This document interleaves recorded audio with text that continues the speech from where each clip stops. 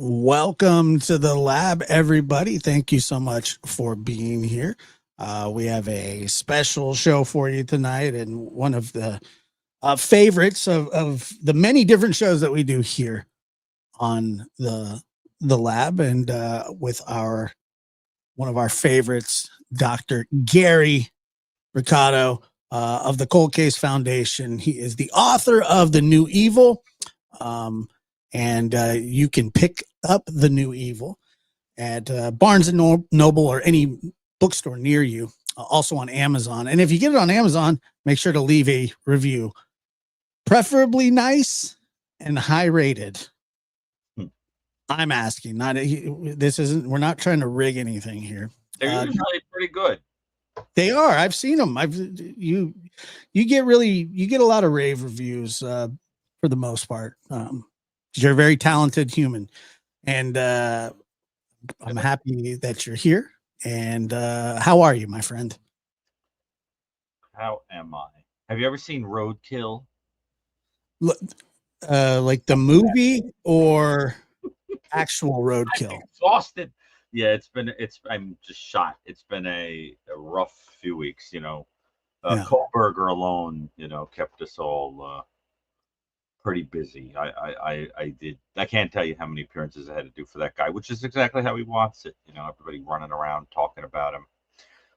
But that was very, very draining, on top of working on multiple books, clinical work, forensic work, trying to have a life, etc. But you got to drop the life part. Definitely enjoy my life, in the cracks there. But the idea is, I think this is important stuff. I really like to help people, and I think the call-in shows educate people and give them a sense of purpose, and so I enjoy doing it. I like filling my time like that. So, but so we're gonna do a call-in. Yeah, we're gonna take some calls, same as always. Let me. We have a lot of people here. It looks like they're starting to come in. Yep. Okay. I don't know how many yet, but come. We're moving. We're definitely moving. Would you like the Bela Lugosi? Gonna get what's that? Would you like the Bela Lugosi hypnotism move and get them to come in? Come in. I'm in right now, and if you don't, leave. So, this up. Okay. I always get thrown by that person whose name is Gray. Let's see. Oh, look, Moonlover says that getting ready to start Dr. Gary's book. Very beautiful good thing. It's a beautiful thing indeed. Okay. Until you're up at night with nightmares. The next pathetic monster, a ring. I don't understand the comment. Oh, really? You don't? Let me see here. Let's see. Like the Pied Piper with the flute. Okay. They're on by me. Yeah, because I think it's the other podcaster. It's not. Just lost weight, it looks like. I think that's true. Who said that? Somebody in the audience. Well, thank you. I have actually. Yeah, you look like you did. Wait till next summer, dude. Just wait. I'm gonna be jumping off a houseboat somewhere, shirtless in the wind. Sounds like a toilet paper commercial, but okay. It's like one of those, like you're smoking a Newport. Like, I mean, is that really the life that you want? I don't know. I don't know. I do want to. I want to rent a houseboat next summer. I didn't get to do it this summer, but I will be doing it next summer. And yes, I will be jumping in shirtless by next summer. I guarantee it. Okay. I love this question. Dr. B, do you have any theories on what seems like upswing in recent heinous crime? That is the entire premise of The New Evil. Not only does he just read the book. That is literally the point of the book. Not only does he have it's like a 600-page answer to that question. So there you go. What were you saying? I said not only does he have does he have an opinion on it? He's got a whole or theories. Here's my answer. Got an encyclopedia, like a voluminous, like hilarious. I mean, it's a good question. Somebody ought to write a book about it. Yeah. So and they did, and they have. So okay, let me just tell everybody that. So there's a link pinned at the top. You come in. We don't really have a specific topic. However, Dr. Gary is not allowed to, nor would I allow him to. Not that I'm not allowed to. It's not ethical. It's not appropriate for me to. Which means you're not allowed to. Right, to answer clinical questions. Right. Correct. But, case questions or, things like that. Absolutely. And I know Kohberger's still a really hot topic, but boy, what do you think about real of him like walking around? Yeah, I was gonna say, what did you see that? Oh God, he reminds me of Rilke's poem, Rilke's poem, The Panther, like where you're just in those cramped circles, that kind of thing, moving around, and for an obsessional guy with a high need for intellectual stimulation, it's like a kind of hell. That's why I think he's going to talk, because he's going to be bored. He's going to be so bored. I mean, he's going to have to tap him. Now it's going to come all the, but he's got this kind of, yeah, Emma, that's true. He does sort of look like Nosferatu, Count Orlok. But he's got that quality of Hannibal Lecter in that little cell. Remember? Yeah. Remember, and he's like, I thought the cell was too big, personally.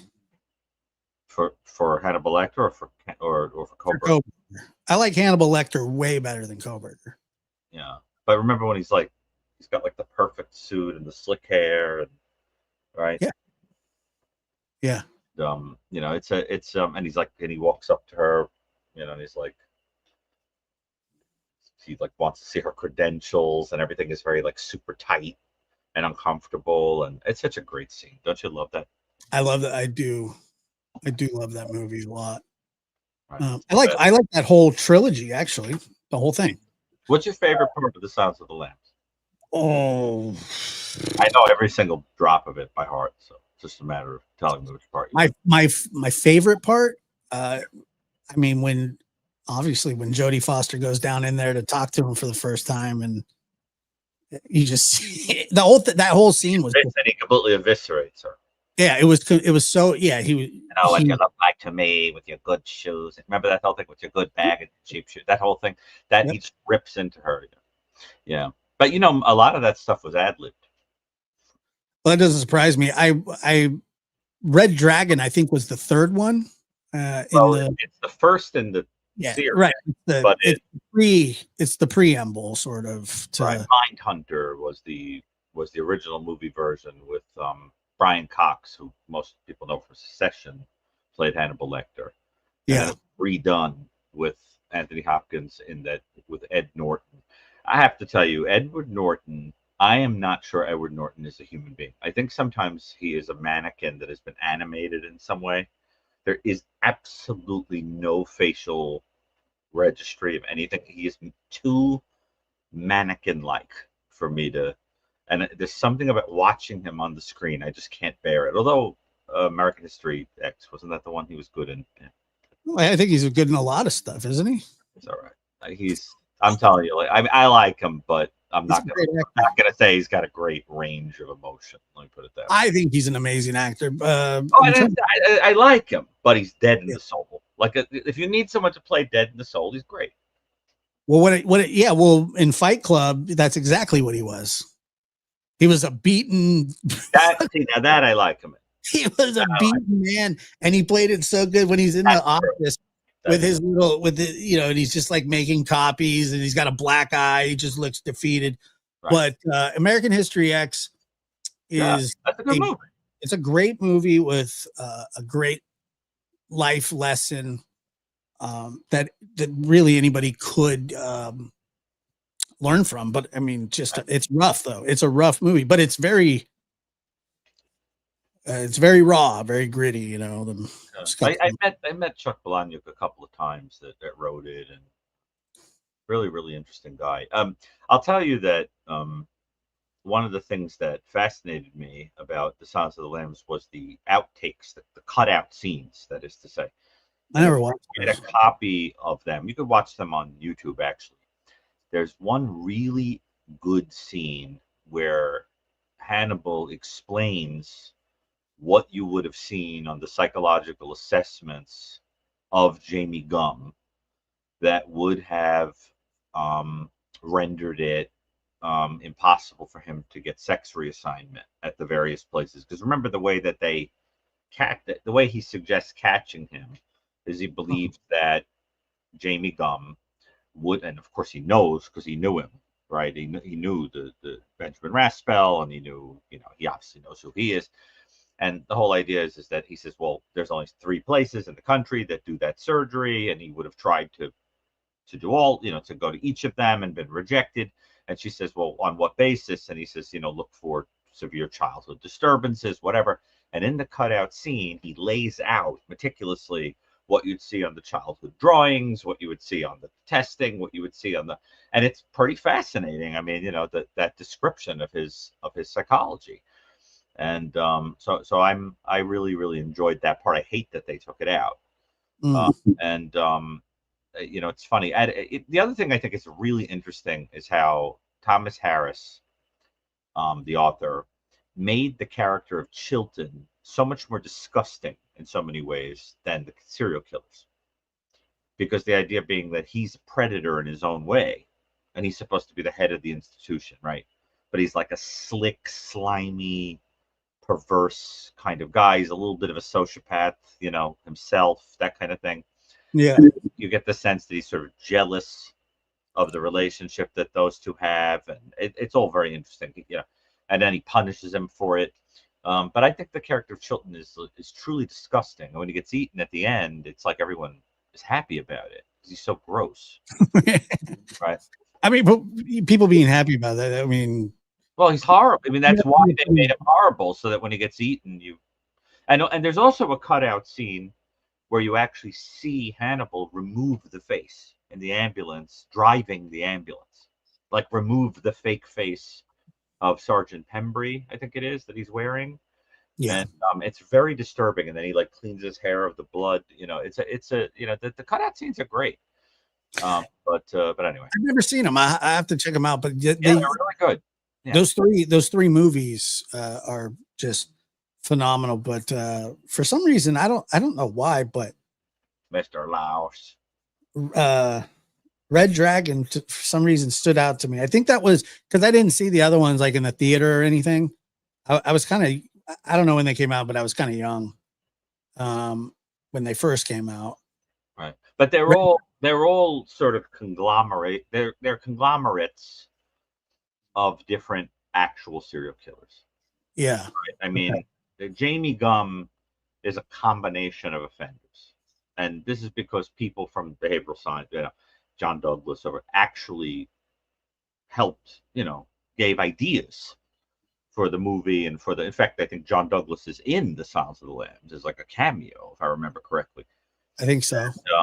And yeah, I think so. And like for example, Jamie Gum is a mixture of Ted Bundy because he uses the cast technique, right? He's got the, oh, would you help me move my, and then he like hits. Remember, he's like he hits the woman on the head with it. Remember that whole thing? He Yep. hits her head with the cast, pulls her in, and oh, would you? There's that, and then there's Ed Gein because he's making the bodysuit out of women. So that really happened. That's an offender who I wrote about in New Evil. He was out in Wisconsin, Eddie Gein. And then the keeping the women in the pit is taken from Gary Heidnik. And in fact, they even took from Gary Heidnik the technique of blaring loud music so you don't hear the screams from the pit in the basement. That was something Gary Heidnik did. And and all these horrible creatures that were invented by Thomas Harris are really conglomerations of real people. That's where the ideas. That's what. But of course, they're very different kind of characters, right? Because Ted Bundy is extremely organized. Ed Gein was a disorganized schizophrenic kind of guy. Gary Heidnik was a little bizarre, but he was basically a psychopath. They were all over the map. But I think that's interesting that they really consulted. And one of the highlights of my life was that when the book Hannibal came out, the publisher did a sweepstake or something like a raffle where like bajillions of people sent in little papers or cards or something to win a signed copy of a signed plate to go inside the book, and I won. Literally, like of all people on earth that could win, I won this thing, and I have it. It's here. I have Thomas Harris's little signature on the plate, and so I mean, can't make this stuff up. Just because these things find their way to the right people. Dude, that's so funny because when I was in I think I was a senior in high school, and I worked at a bank after school for a couple of hours every day. All I did was I put loan packages together, meaning I would just take the papers and stuff them into that. It was a very it was just a part-time way to make some money, and there was this draw because the bank was they were talking about selling the bank, and people were just like freaked out, right? And so the owner of the bank wanted to talk to some people that were like at the bank. So they did this random raffle, and out of like 600 people, I got chosen to go to a lunch with two others to talk to the owner of the bank, like this, quadrillionaire. And I go, I don't want to go, and they go, no, you have to go. Like you got to, you have to go. And I was like 16, right? I was like, I don't. Anyway, I ended up going because the restaurant was choice, and we're like, what were some things that you would like to see change, at the bank? And I was like, like a new cappuccino machine would be fantastic. And it was like, cappuccino machine. And I was like, yeah. It's like, what about the insurance packages and things like that. And I was like, yeah, I don't get insurance because I only work like 2 hours. And he's like, what? And I told it was totally, I shouldn't have been there, but it was still fun. I enjoyed it. Well, it's sometimes you win things that you don't want. That's the funniest thing. When you win a raffle, it's like a horrible thing that you don't need. You win the raffle and they come out and they're like, this is a taxidermied raccoon made in 1975 on shag carpeting. And you're like, what? Get this thing out of here. Like some raffles are really bad. It's like the crap that people donate that you don't want. You know what I'm saying? One of the things that I suggested to him was the spray backless urinal cakes, because I said that the urinal cakes that were in there, if you hit them the wrong way, they just make a mess. And then he legitimately took out a pen and wrote it down on a napkin. Really? You really flushed that one out. Yeah, I was like, I don't like getting pee on my my shoes. And then they're like, oh, here's your dinner. I was like, all right, so Dear Lord. I shouldn't have been there at all. All right, so go Something ahead. about the phrase urinal cakes that's disgusting. They have to call them cakes. Well, they look like little cakes. Oh, gross. That's just the And by the yeah, I don't know how it was weird, Dixie. It was a very, very good request. And guess what? We got him. Boom. Signed, sealed, delivered by Josh. And you know what? All the bros were happy. Everyone's a winner. All the dudes were happy, man. They were like, let's go. And I said, dude, I went there and worked my magic. They're all looking for like upgraded insurance policies, and like, uh, more towards their retirement. I'm talking about cappuccino machines and urinal cakes. You heard it on the left. And I told my boss, I said, I don't want to go. And she goes, you have to. And I said, okay, well then I'm going to talk about what I want to talk about. So I did. I think that they're designed also to be a point of aim to keep you from. Well, probably, but these things just splashed. It's not cool. A splashy cake. They were splashy cakes. This is the most disgusting. We have entered the territory here that is bad. Well, I don't know if it's disgusting, but a splashy cake. A cake should not be splashy, unless it means splashy like. Will somebody call in, please? Buoyant. Yes. On that note, so is anybody going to call in? And probably not. Not at this point. Could you blame them? Let me see. What's up, Daniel? Good to see you. There's somebody on named Daniel, or is that the person on the screen with the cool hair? Oh, no, that's on the screen with that awesome hair. Is that a real person's hair? That is awesome.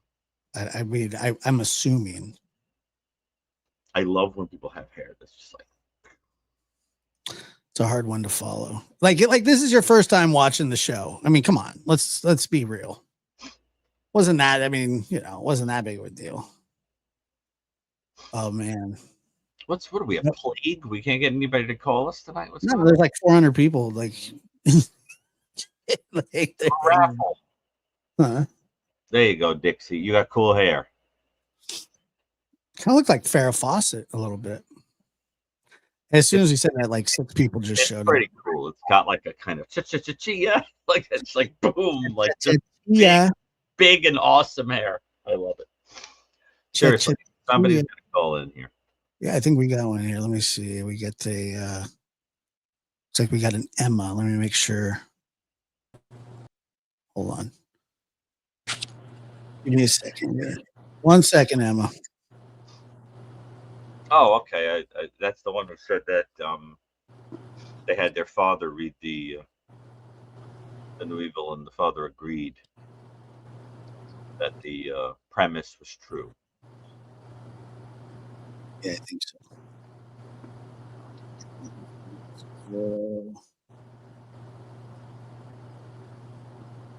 Move this to the back. What is that sound? Is that a spirit box? I don't know. Who, me? Oh, there you go. Oh yeah, no, I didn't know if I was on yet or not. I had no idea. No, I have a fan. I'm literally laying in bed. I've never caught one of these real time, and I had to take the opportunity while I was awake. So, okay. You know, cakes. That's not specifically why I was calling it. But yeah, my father did read it, and he does agree with a lot of the premise. He was like telling me, because he grew up, he's like probably the same age that like Ted Bundy would be now, and was saying that he felt like if he hadn't been involved in sports, like he doesn't know where his aggression would have gone, and all of that good stuff. So but if I had been involved in sports, my aggression would have gone through the roof. So it's a good thing I was kept away from them. Yeah. But I guess not to bring up the cursed Brian Koberger. Bring it up. Why not? Dr. Gary. I'm so sorry. I know you're so tired of it. It's fine. Really fast. Really fast, Emma. Hold on one second. I know it gets old talking about him, but do you think that like Barry Manilow gets tired of playing like the same songs? Of course he does, but it's what he does. It's like a virologist. When I am not going to compare talking about horrendous quadruple murder to singing Mandy. Go ahead, Emma. I mean, seriously, folks. Well, I wanted to ask because I've been reading through the Idaho State Police reports that have been coming out. Yes, they're quite fascinating. Yeah. And some of the comments that some of his classmates and professors like reported, that he had made about the crimes themselves. Mm-hmm. Like I saw there's like, it was really quick and I missed it. I actually saw Anjanette Levy read through it, and that's when I caught it. That he said the person would be one and done. So I wanted to ask you, Dr. Gary, do you think that's true? No. That was a serial killer in the making. And the fact that the Celebrite information told us that he had, countless serial killers hidden away in the phone there should be a good example of why it seems so clear that he was interested in. I mean, look at the list of offenders that he was studying. They were virtually all sexually motivated serial offenders. Some of them were necrophiles. Some of them were cannibals. Some of them were, but for the most part, they were basically people who repetitively sexually assaulted and killed people. And he was studying them. And his pornography choices were very disturbing. I mean, we know from the Celebrite information that there was virtually nothing there that involved consensual sex. This guy had a fantasy life that was extremely dark and was living a double life. And, kind of had this idea. There's somebody in the studio chat. Yeah, there's a private chat. We got a bunch of people backstage now. Oh, I see. So they can actually be in the chat. Interesting. Yeah. So between the pornography choices, some of the planning that we saw, you start to, we had the sense even before he was a suspect that whoever did this was committing a mass murder only as part of what was going to be a wider, likely going to be a wider series of offenses. And, BTK committed a mass murder and then went on to be a serial killer. In my own work in the Columbia Mass Murder Database that I did with Dr. Raghi Gurgis and a team at Columbia Medical Center, we found that 11.78% of mass murderers are really serial killers. So the mass murderer is just embedded within the pattern. And when they are serial killers, they look like this. The motivation is more sexualized. It's not people that you know necessarily, and you stalk them, and you sort of, there's a home invasion sometimes, so you have privacy with them, and it's very, very different than the motivations of a traditional mass murderer. I think this was a mass murder only because things didn't go the way he planned with his intended target, who I believe was Maddie. So I agree. Case, yeah, and of course, he would go around trying to mess with the narrative and all that. I mean, the point was to draw attention away from himself. You followed up. You answered my follow-up question too, which I was going to say. Why do you think he would say that? That's why. Yeah. And he's an idiot. He had that. The whole thing is, even though he admired Bundy, so much, so clearly, he didn't have Bundy's ability to read the room because his empathy was weak, on his best day. Bundy had no compassion. He had the ability to read, the empathic ability to read others and judge from their face what they're feeling, but he used it for evil. You know what I mean? And I don't think he even knows. I don't even think he knows when he's in a room. Yeah, he can't. He's an absolute idiot. I mean, one of my favorite games to play lately is the "What was the stupidest thing he did" game. And there's a long list. I mean, and it just goes on and on. But a lot of those stupid things that he did reflected a lack of empathy, not being able to feel that other people could tell you're lying, right? So, imagine I don't know, you think someone's cheating on you, and you confront them about it, and they give you an excuse like, I don't know why you think I was out cheating on you. I was, and then they say something like, I was stargazing. Like, it's a stupid excuse. You know what I mean? Come up with, like, just for example, Celebrate said that his phone was off for 2 days. You kind of have to have your phone turned on to take photos of stars with your phone. You know what I'm saying? It's like a stupid thing. Can you imagine if they had gotten to court and Celebrate came out and said, like, right in the middle of him claiming he was stargazing, yeah, but your phone was off for 2 days. Like, the whole thing would have been blown up. He lacked that kind of imagination. No, I am real ginger. I do not think so. I think the target was Maddie. And in fact, when the prosecutor came out, they made it very clear that he went in there to willfully kill one person, but then wound up willfully killing multiple people. He only gave one person as willful from the beginning, and then everyone became willful. So I hope that answers your question, but it's nice that you have a copy of The New Evil. I think that's wonderful. Thank you for sharing. That's a great question. Yeah. And also, yeah. And thank you. We'll talk urinal cakes later. Yeah, I'll catch you guys another time on that one. Okay, thank you. And by the way, for the person who is saying that they saw me on the video about the toy box killer, that was not 20 years ago. That was 6 years ago. If it was 20 years ago, I would be pretty young.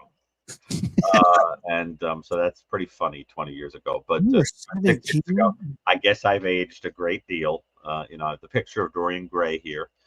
But that's really funny. But I know what the person's talking. They're talking about Serial Psyche, which was a show that the Emmy winner Rob Kirk did. Michael Stone and I are both on it. I wasn't hosting it, but I was talking a lot about the toy box killer on there, who was another offender that Brad Kohberger studied. Yeah. So who else is behind the stage here? Well, let's see here. We got Lisa. Lisa, go ahead. Hey guys. Hello. How are you? I'm great. She's great. Whoa, are you in a good mood?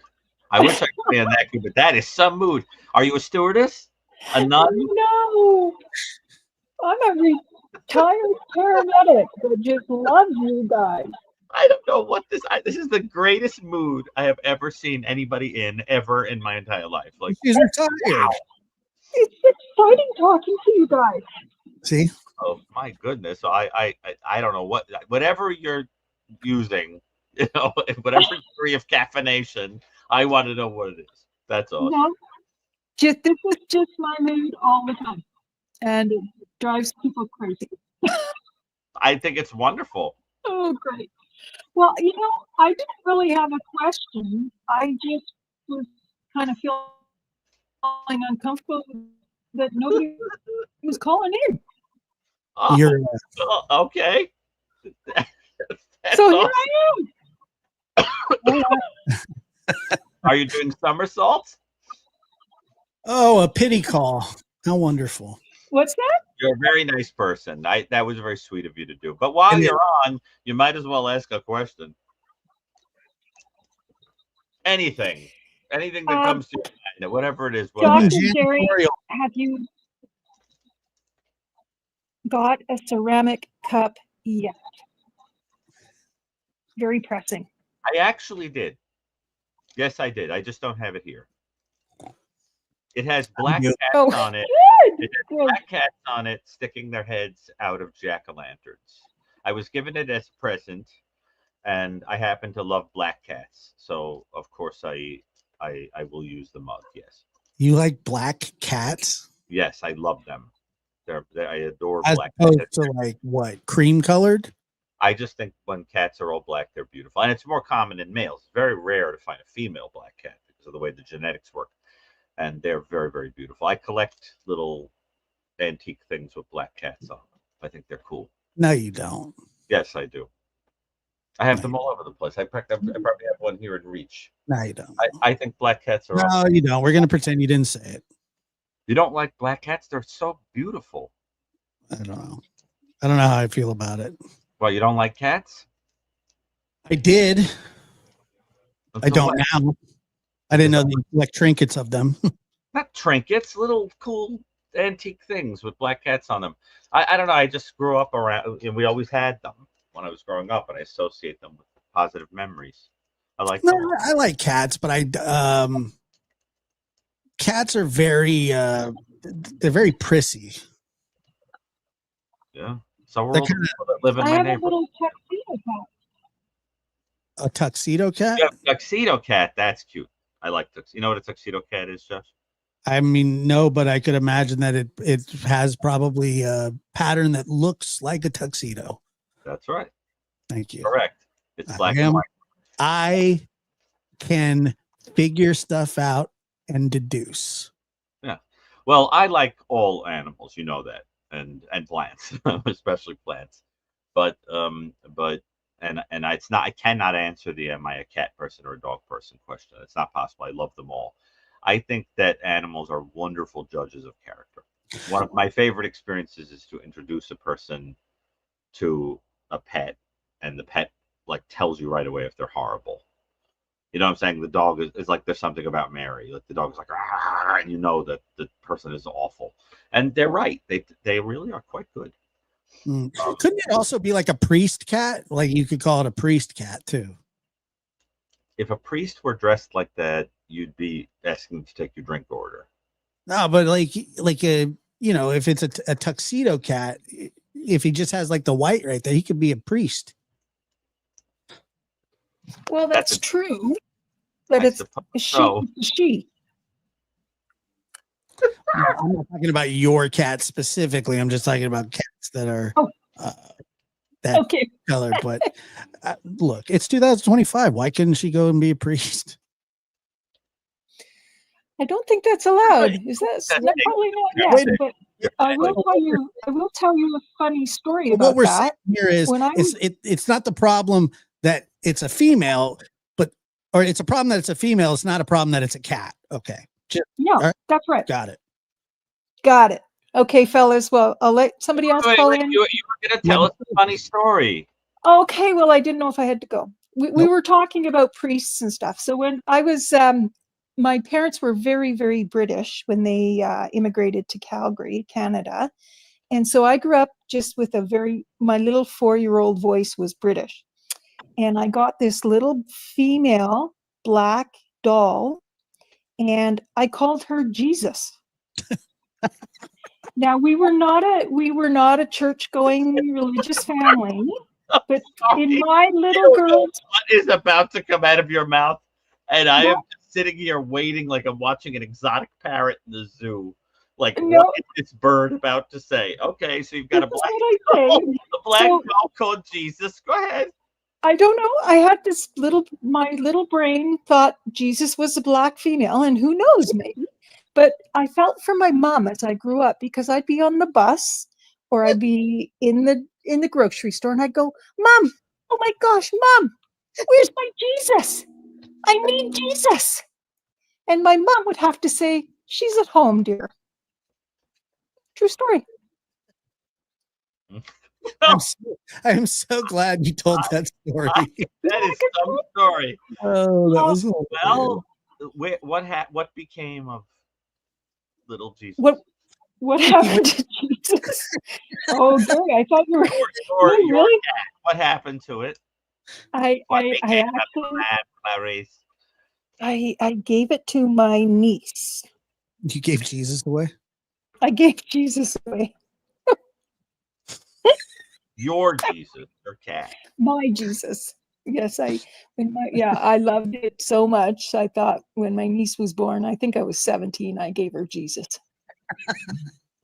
So hallelujah. Female.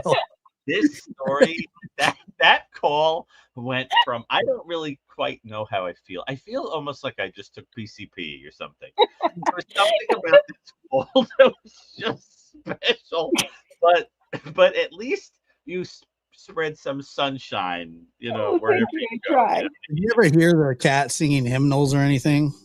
Well, Holy, holy, holy, or anything like that? Nothing.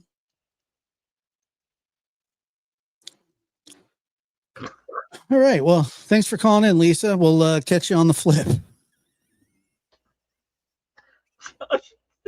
This is turned into like UHF station, kind of. I can't. Actually, the story was so bizarre, it was great. The British parents, the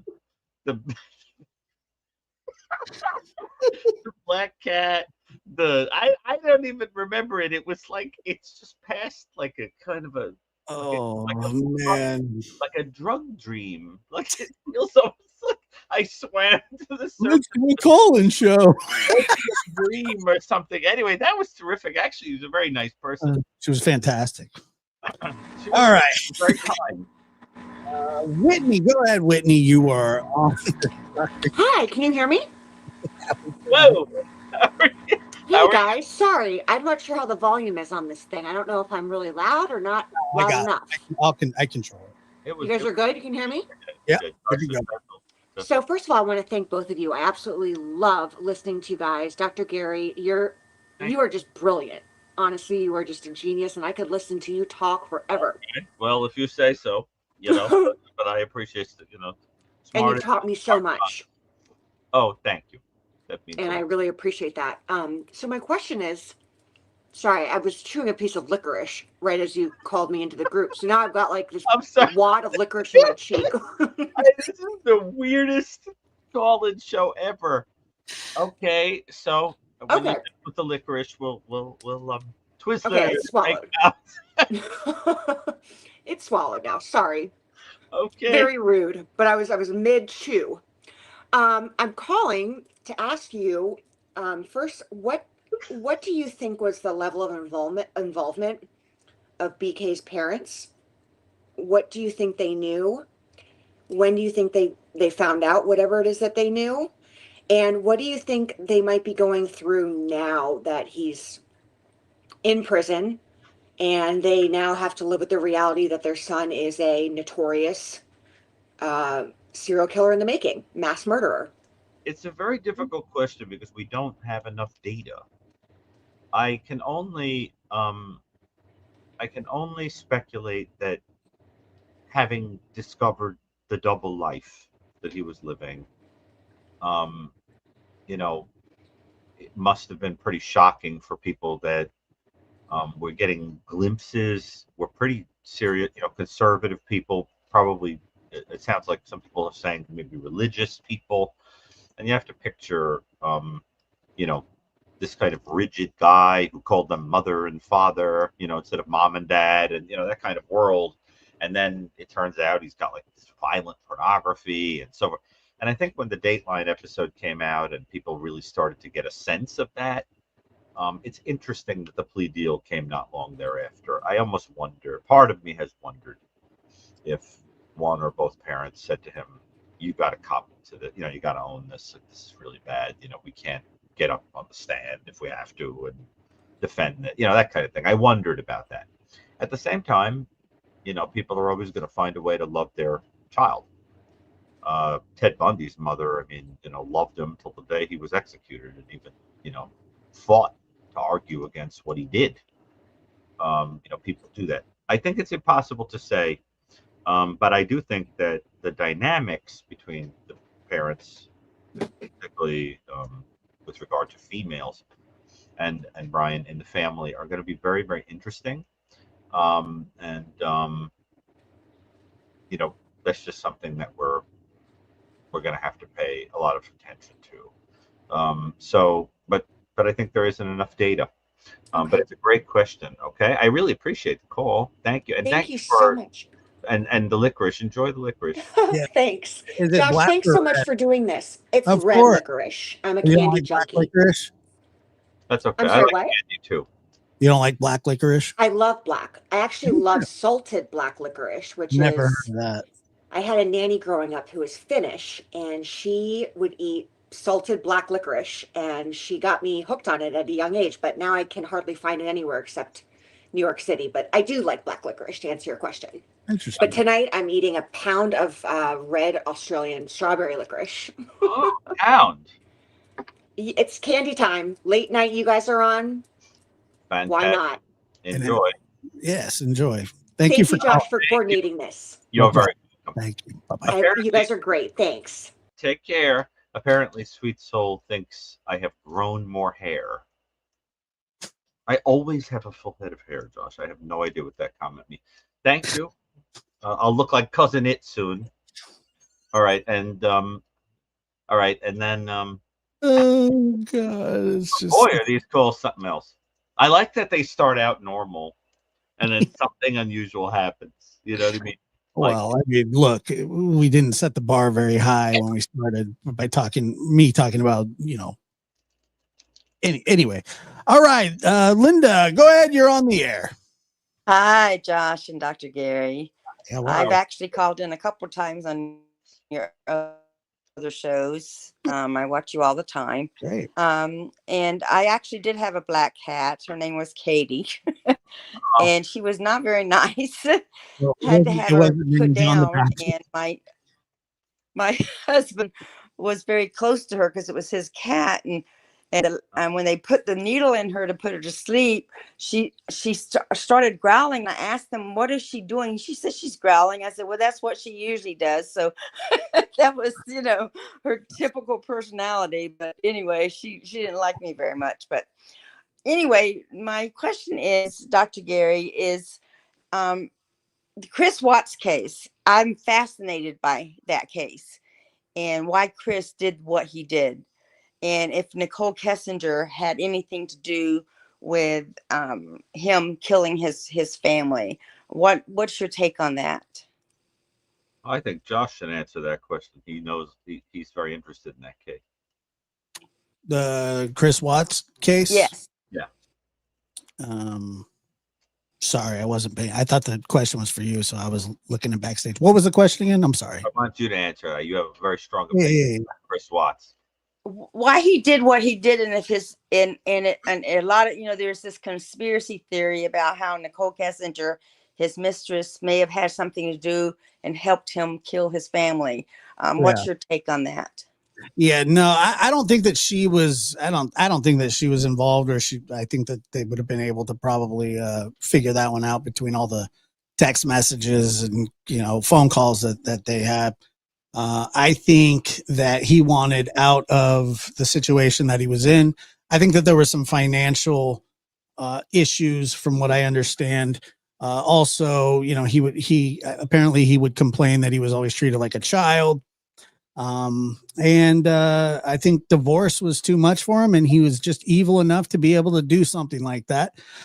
He thought that he would get away with it. Once again, an incredibly stupid person, and I mean, the worst kind of criminal. And I mean, I don't know. They hemmed him up pretty quick, didn't they? I mean, I remember how fast it was, but I think that he was. I think that he was a mama's boy, kind of a little, he got in shape, and probably started getting attention from other women, and apparently he despised his life enough to commit what I consider one of the most heinous acts that you could ever. I don't understand how people.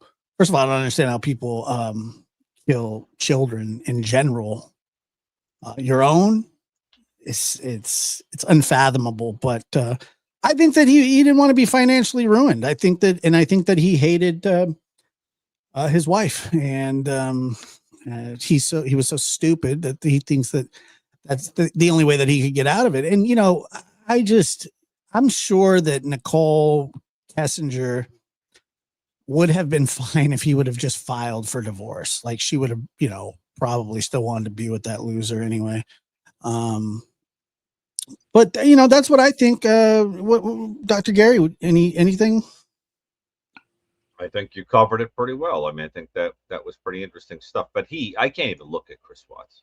I hate talking about him. What I I mean, don't understand yeah. is how he could put his children in those tanks. It's beyond my imagination how he could do that to his own children. Yeah, and there will never. The thing is, you will never.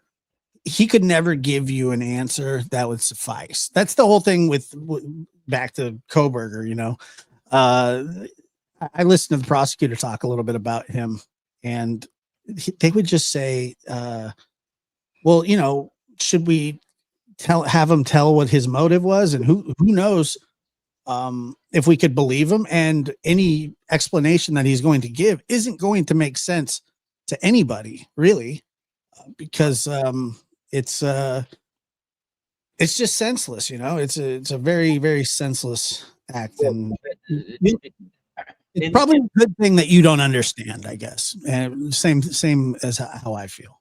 Well, Yeah, I've done a lot of research on him and looked at a lot of videos and different things, and I just can't understand how a person, well, I know from his personality and his growing up that he was very introverted, and Shanann was the exact opposite. And so therefore, maybe he finally just got fed up with always being the yes man. Yes, I'll do this, or yes, I'll do that. Yeah. And finally got tired of that, playing that role, and then decided, well, you know, I don't want this life anymore. He met Nicole Kessinger and wanted to start a new life. And but the thing is, he could have without, you know, Right.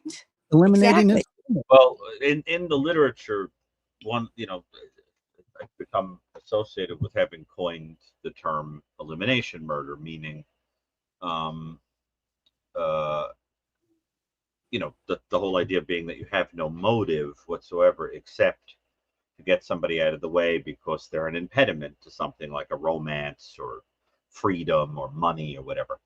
And I really think that that's all this was. I think this was a classic elimination murder. I think the point was to get, that he didn't want to be a father and want those responsibilities. And he wanted to be with another woman. And he annihilated the whole family. One little known fact, at least I think it's little known, is that he actually first tried to induce a miscarriage. Yes. And he that was did. by giving her oxycodone. Yes. And of course that didn't work. And then, eventually strangled her to death, right? Yes. Correct. But he had tried to get her to sort of spontaneously abort by giving the oxycodone, and that's what you're dealing with in that kind of elimination murderer. There are different types. I mean, there are ones that are not really psychopaths, and there are some that are psychopaths. Yeah. And I mean, Lizzie Borden was an elimination murderer, in my opinion, right? That there are a lot of very interesting cases that are motivated in that way. The question of whether you think he's a psychopath is up to you. If you think of the Scott Peterson case, which I think in many ways was similar, you see that same, like, I don't want to be a dad, I've got my eye on another woman, that kind of thing. And that's a person who some people have called a psychopath, with cold-bloodedness and so forth. But there are a lot of similarities between the Watts case and the Peterson case. You could lay them out on a chart and you'd see they're a lot alike. And I think they're both elimination murders. Dr. Gay, do you remember, I think it was a Scott Westinghouse of South Dakota when he Yeah. Kind of the same thing. He was caught in a financial situation. Yeah. And I think he had 4 kids and a wife, and he killed them and set the house on fire and killed himself. And, a lot of it comes back to money. As Kelsey says here, Chris Watts didn't snap. He calculated he wanted a new life, new image, new woman. His wife and kids were obstacles. And instead of being a man taking accountability, he erased them. I agree. Right. Except in the story you were telling, the person killing himself, it wouldn't make sense that it was elimination murder. The point of elimination murder to get somebody out of the way, and then there's like a payoff for it. That's true. Yeah. Right. I mean, that sounds more like when a person is emotionally overwhelmed and distraught and wants to kill themselves and everyone, the whole family with them. But these are elimination murders.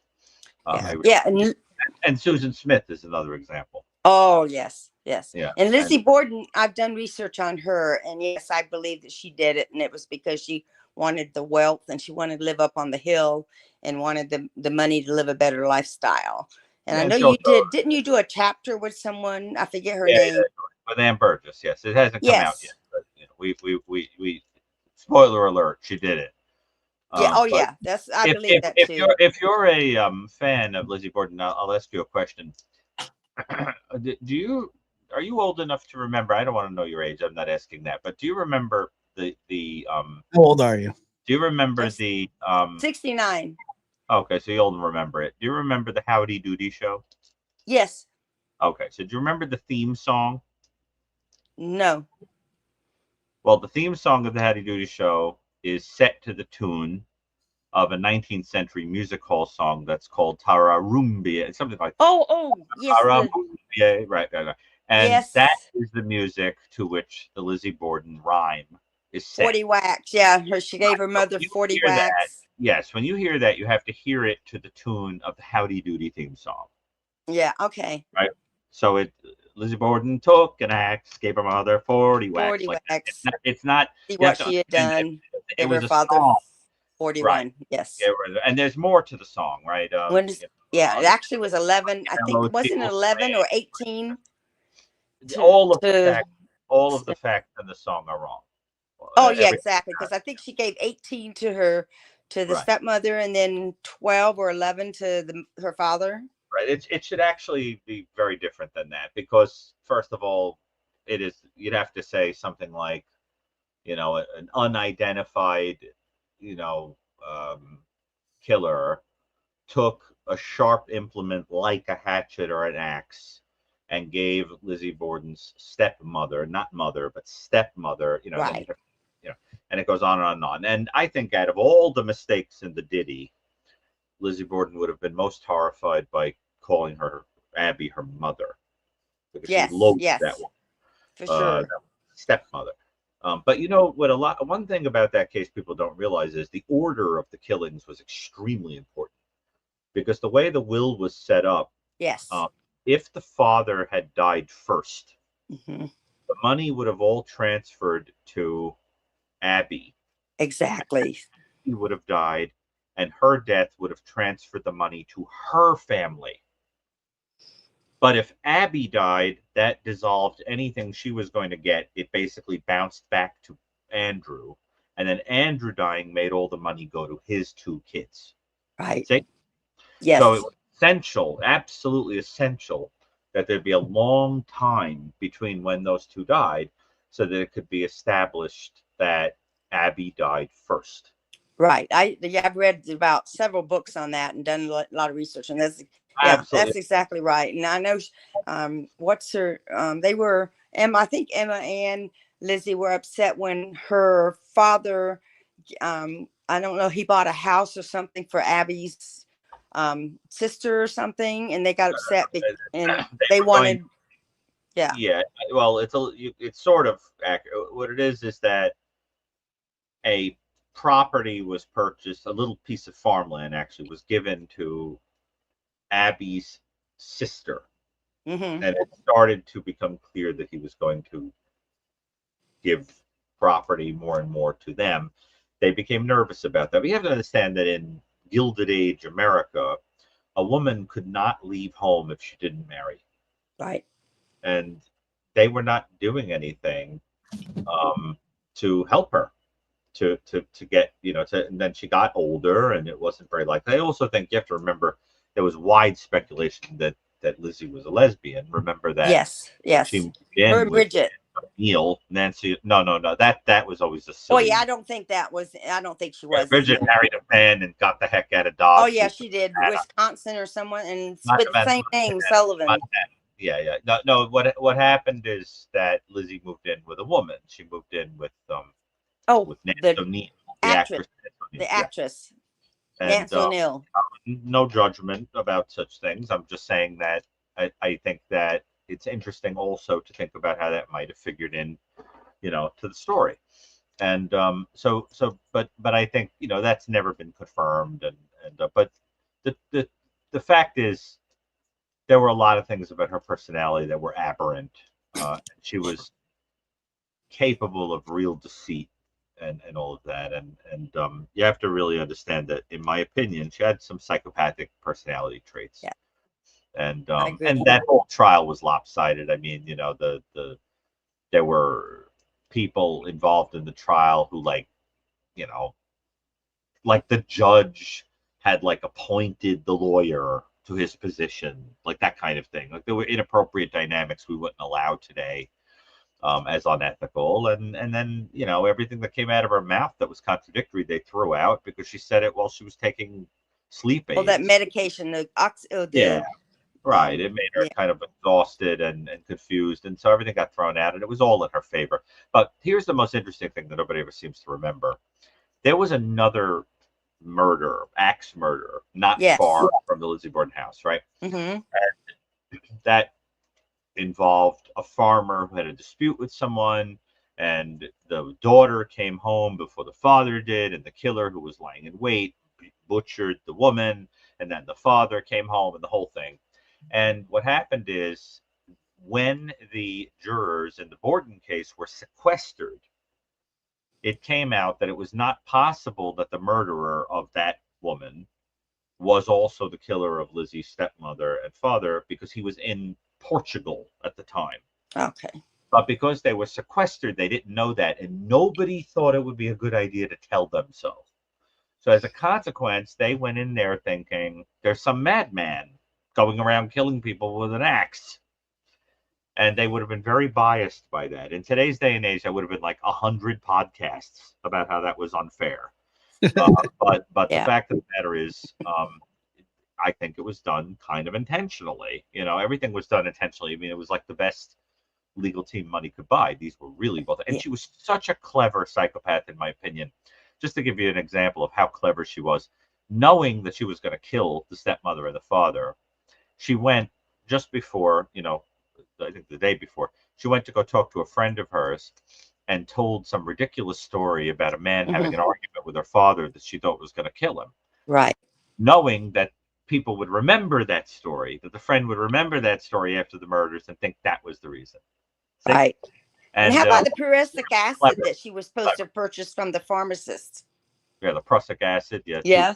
Supposedly clean a seal skin. Right. Which, yeah, right. Well, she was a piece of work, and I love what they did in court. With the all black and the bouquet and the whole thing to make her look like. And then when they brought the skull down, passed out. Boy, was she an actress. Yeah, she was. She was a character, but yeah, I think she's as guilty as can be. Yeah. Oh yeah, I do too. Well, I appreciate it. And it's very nice to talk to you. Where are you from? You have such a nice lilt to your voice. Yeah, nice talking to you also. And Josh, just one last question. I don't want to take up too much of your time. She's from Guantanamo Bay. Do you think Summer Wells will ever be found? I know you just did something on her. I know she's probably dead, and I know you said you probably think she's dead, but do you think her body will ever be found? I don't. Look, stranger things have happened, but probably not. I think this would be a case that you're probably going to have to do a no-body trial, unfortunately. Right. But I think that there is evidence that that they could come across that will do that. At least I hope so. Yes. But note that our answers are making the assumption that she's not with us anymore. It is right. We exactly. Don't know. I do not believe that she's alive. I don't either. I don't either. But I always think hope is a thing with feathers. Hope. Yes. Yeah. Well, thank you so much for answering my questions. I don't want to take up any more of your time. Where are you from? I keep asking, but I kept asking, but I don't know if you heard me. Where are you from? Where are you calling from? Surprise, Arizona. Oh, surprise! Remember, surprise. Yes. All right, got it. Well, because you have such a nice accent, I enjoyed it listening to it. Well, I'm originally from North Carolina. That makes a lot more sense. Yeah. So where in North Carolina are you from? I'm from Raleigh, Durham area. Very good. Very good. Yes. I did I was working on a paper some years ago that never got published on cases in which people castrate their partners, and found that North Carolina is the state in which you are most likely to be castrated. Oh my goodness. Well, oh wow, I did not Sorry know to cut that. you off. That's oh wow, that's weird. Thanks for calling, Yes, Linda. and thank you for answering all my questions. I appreciate it. You take Right. care. Take care. Thank you. What, Uh-huh. Josh? You didn't find that fascinating? No, not really. Oh, put that on a mug. What do you want me to put on a mug? That you're most likely to get North castrated? Carolina's castration country or something. What can I tell you? Like an animal or a human? Human. Your partner, of all the states, that was the state in which more people castrated their partners. At least somebody got the sorry to cut you off joke. No, I got it too. Okay, good. Let me see. You know what the state is in which you're most likely to be killed by a serial killer? California. Very good. And least likely? Whatever the least populated state is. Very good. South Dakota is the answer. Sweet Soul says, Josh, you threw an entire fit last night on some poor lady named Mary because she said summer will never be found. Well, you must be misremembering, because I wouldn't consider that an entire fit. We were getting ready to talk about the Summer Wells face, and she stated it as a matter of fact.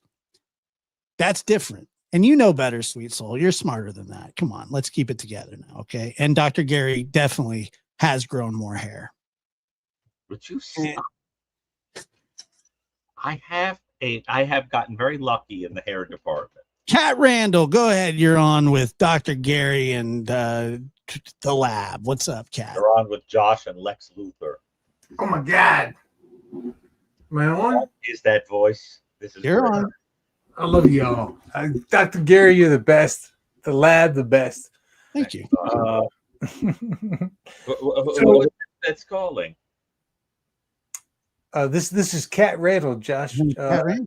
Yeah, I know Kat Randall. Yeah, the lab put on Kat Randall. That's right. So I always like meeting anybody named Kat. I think that's just a cool name. Yeah, I'm a cool cat. There you I'll go. Be all right. I'll be all right. I'll be all right. I'll ask a cool question. So, what is it about self-responsibility and taking the consequences for your actions that you can describe for us, that we can all take home and gather and just like, when we think about things like, okay, what did I do? Oh my God, what did I do? Oh my God. So self consequences, like or consequences of our own actions. What is your advice for? So I did this, and then so because I did that, I can just rely on the consequences of my actions to rely on my future. A really interesting question. I mean, I don't know if it's a question for Josh or for me, but think of the story of the Garden of Eden, whether you believe it's a parable or literally happened or whatever. Remember when they ate of the tree of knowledge, and then God asked them what they did. What was their answer? You remember?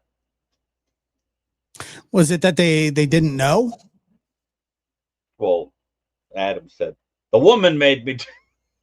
Yeah, he didn't take any responsibility at all. I always wondered. He threw Eve directly under the tree. How God would have reacted if he would have said, fine, I couldn't resist. I ate it. You see my point?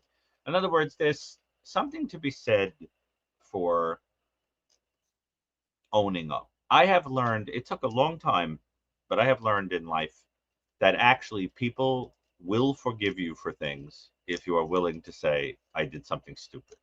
Most people will say, you're human, you did a stupid thing.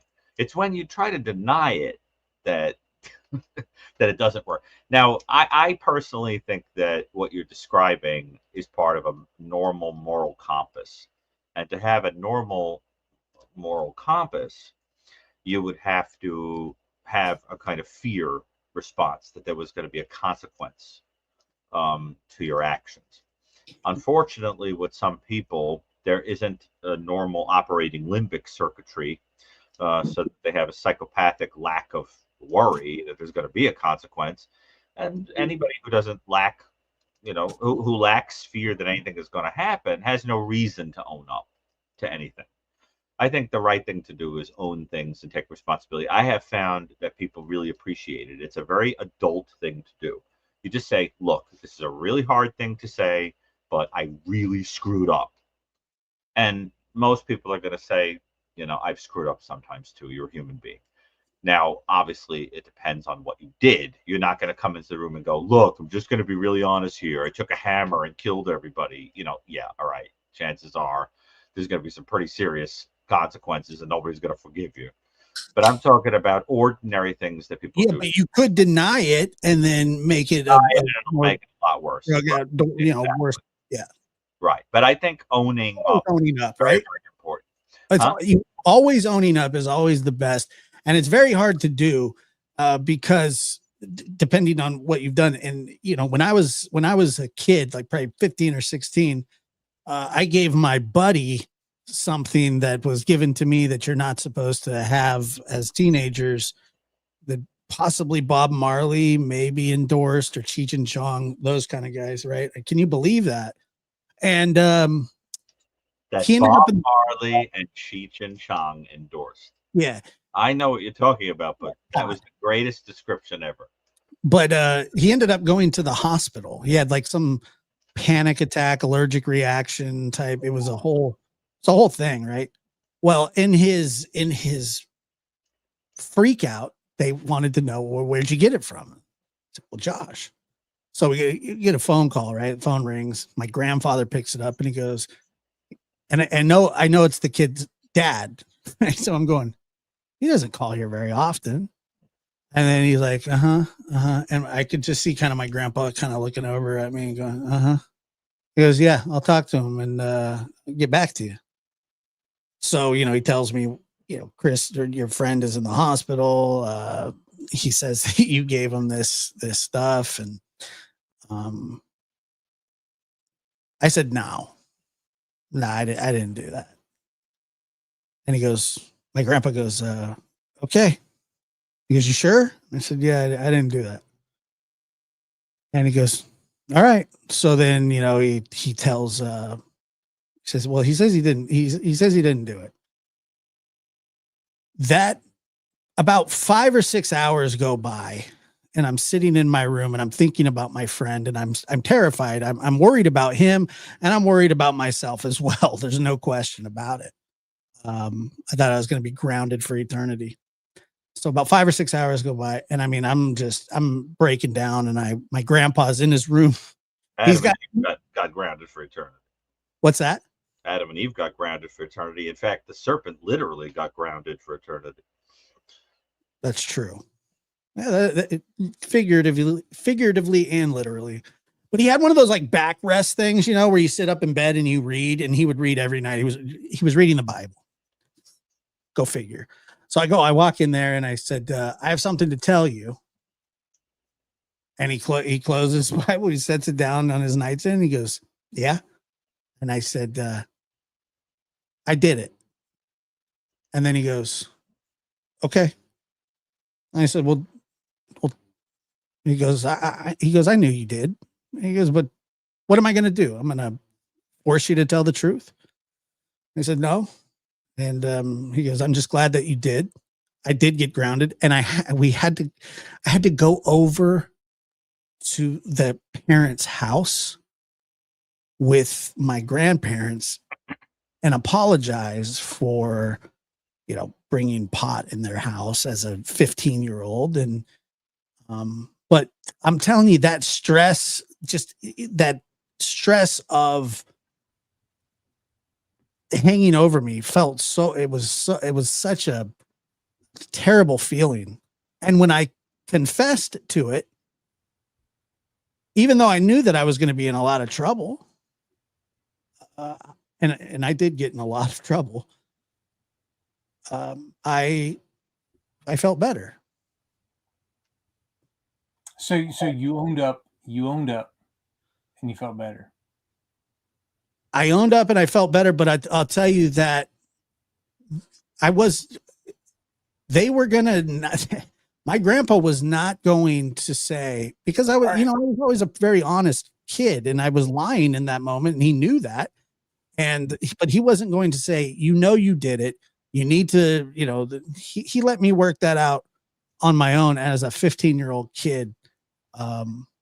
It was not an easy thing to do, and I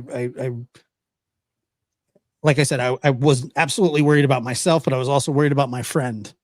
And it was a terrible thing that just to even lie about it, I guess, So yeah, I think owning up, there's a lying, you're saying lying like hurt your, did lying like hurt you? If you try to tell a lie, did you feel like? Well, in that specific instance, yes, I absolutely did. Yeah. But it wouldn't hurt you if you were a psychopath. That's the point. Yeah. I mean, that's the whole idea. I mean, that I think for a normal person, this is like the breaking of blister when because what's happening is that by trying to keep the lie in, you're experiencing a kind of emotional reaction. Think, for example, of Macbeth. The blood. It's on my hands. Oh, right. God. Right. If you think of Lady Macbeth and Macbeth, the king, they've killed Duncan, and they're having two completely different reactions. One has a totally neurotic reaction where she believes that she's got little specks of blood that she can't wash out. She can't sleep. She's sleepwalking. She ultimately commits suicide.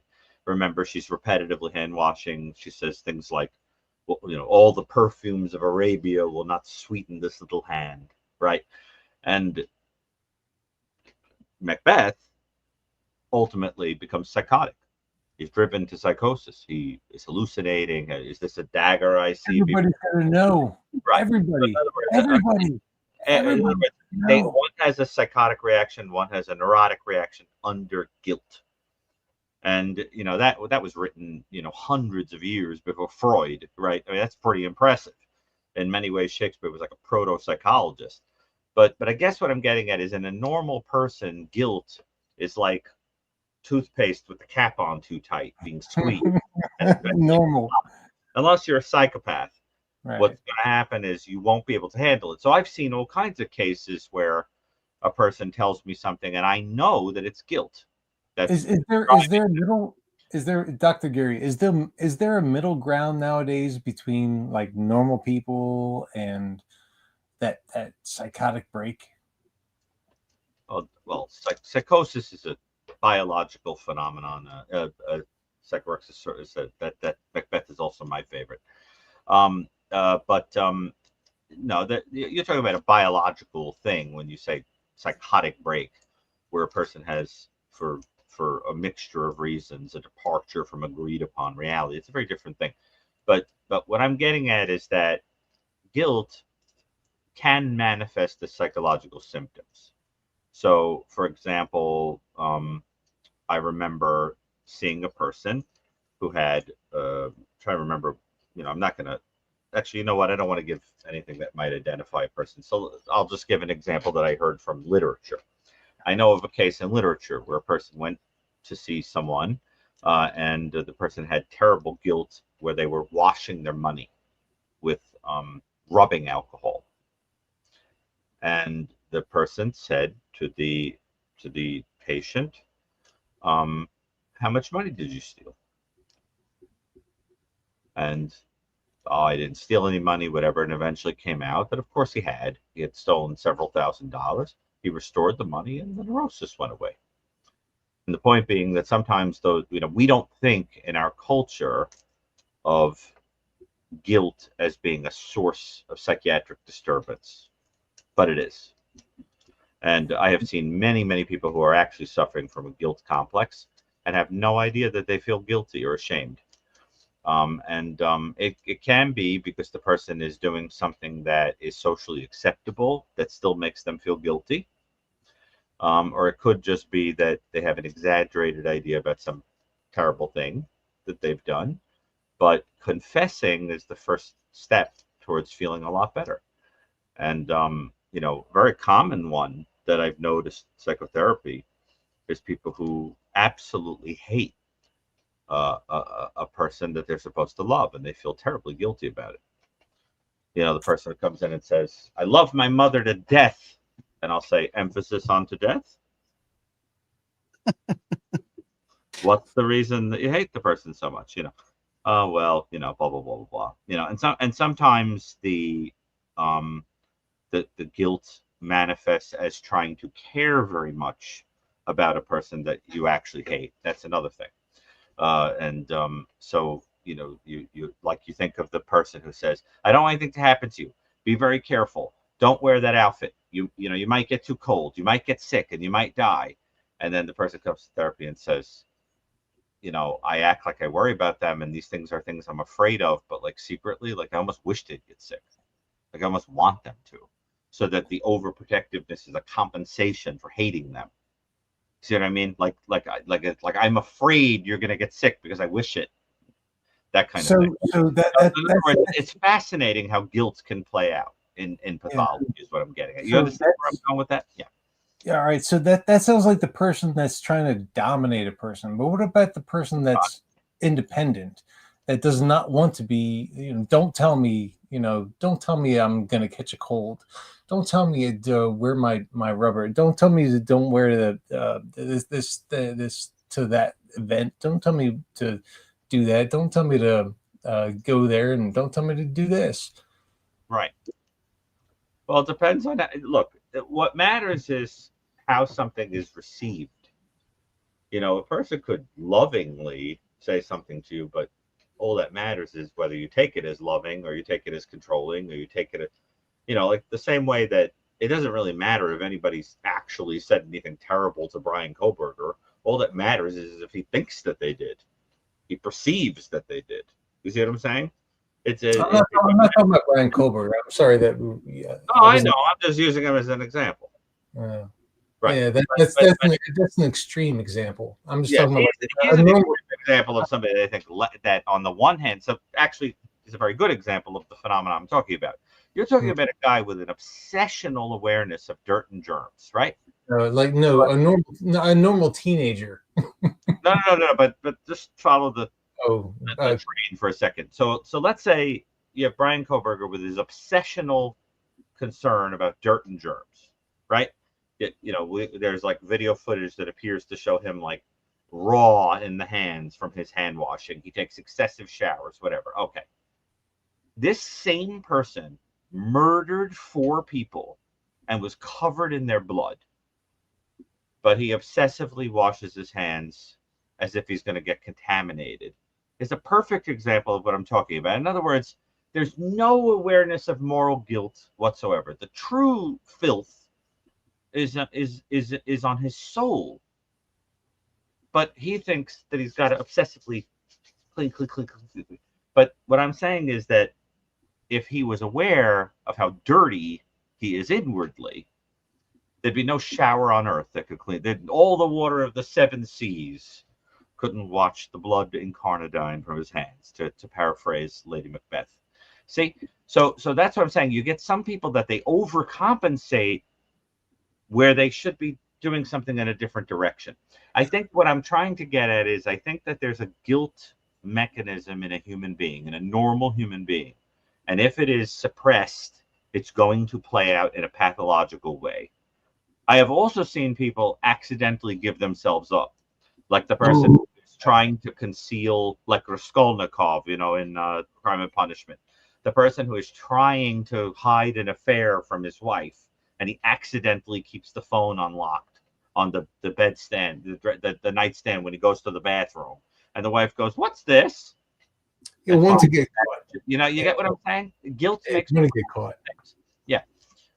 And you got Dr. Gary to quote Macbeth. So, Kat, that means Kat likes Macbeth. I don't know. Whenever you hit the Macbeth, we move on. All right. Doctor.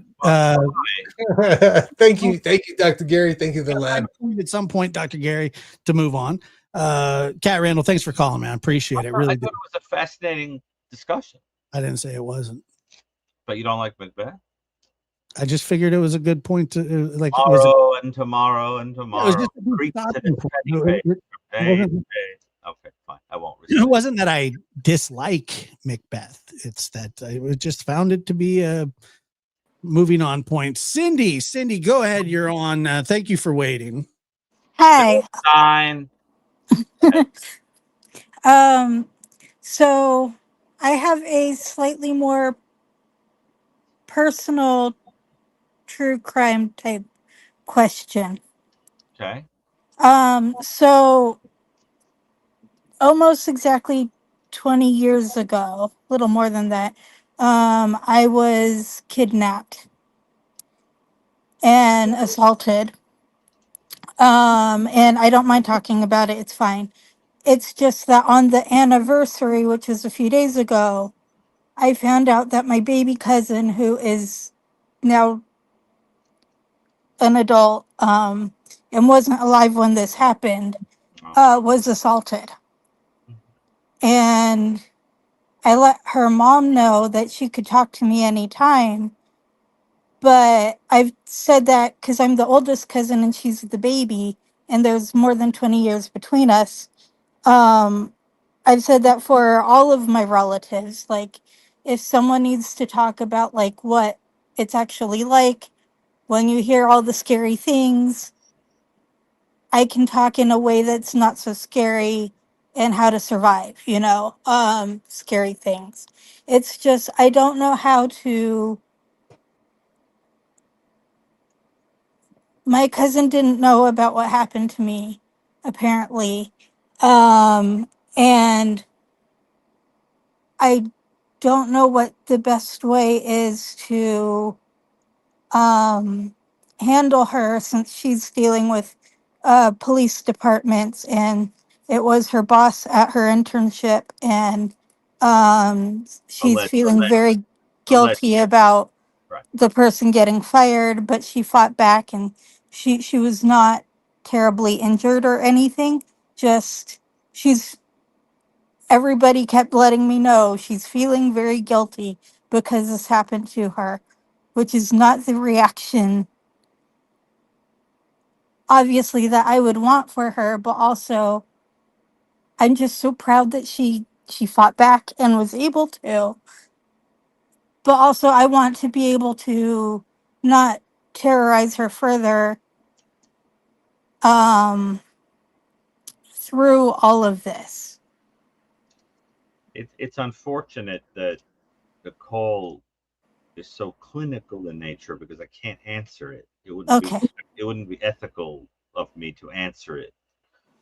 I don't know if Josh, and not coming from a professional place, wants to give his thoughts on that, but I as a professional, that's something that I wouldn't want to answer publicly like that. I think it's just not the right way for me to respond to what you're saying. That is fair. But obviously I have plenty I would like to say, but I'm going to hold that back.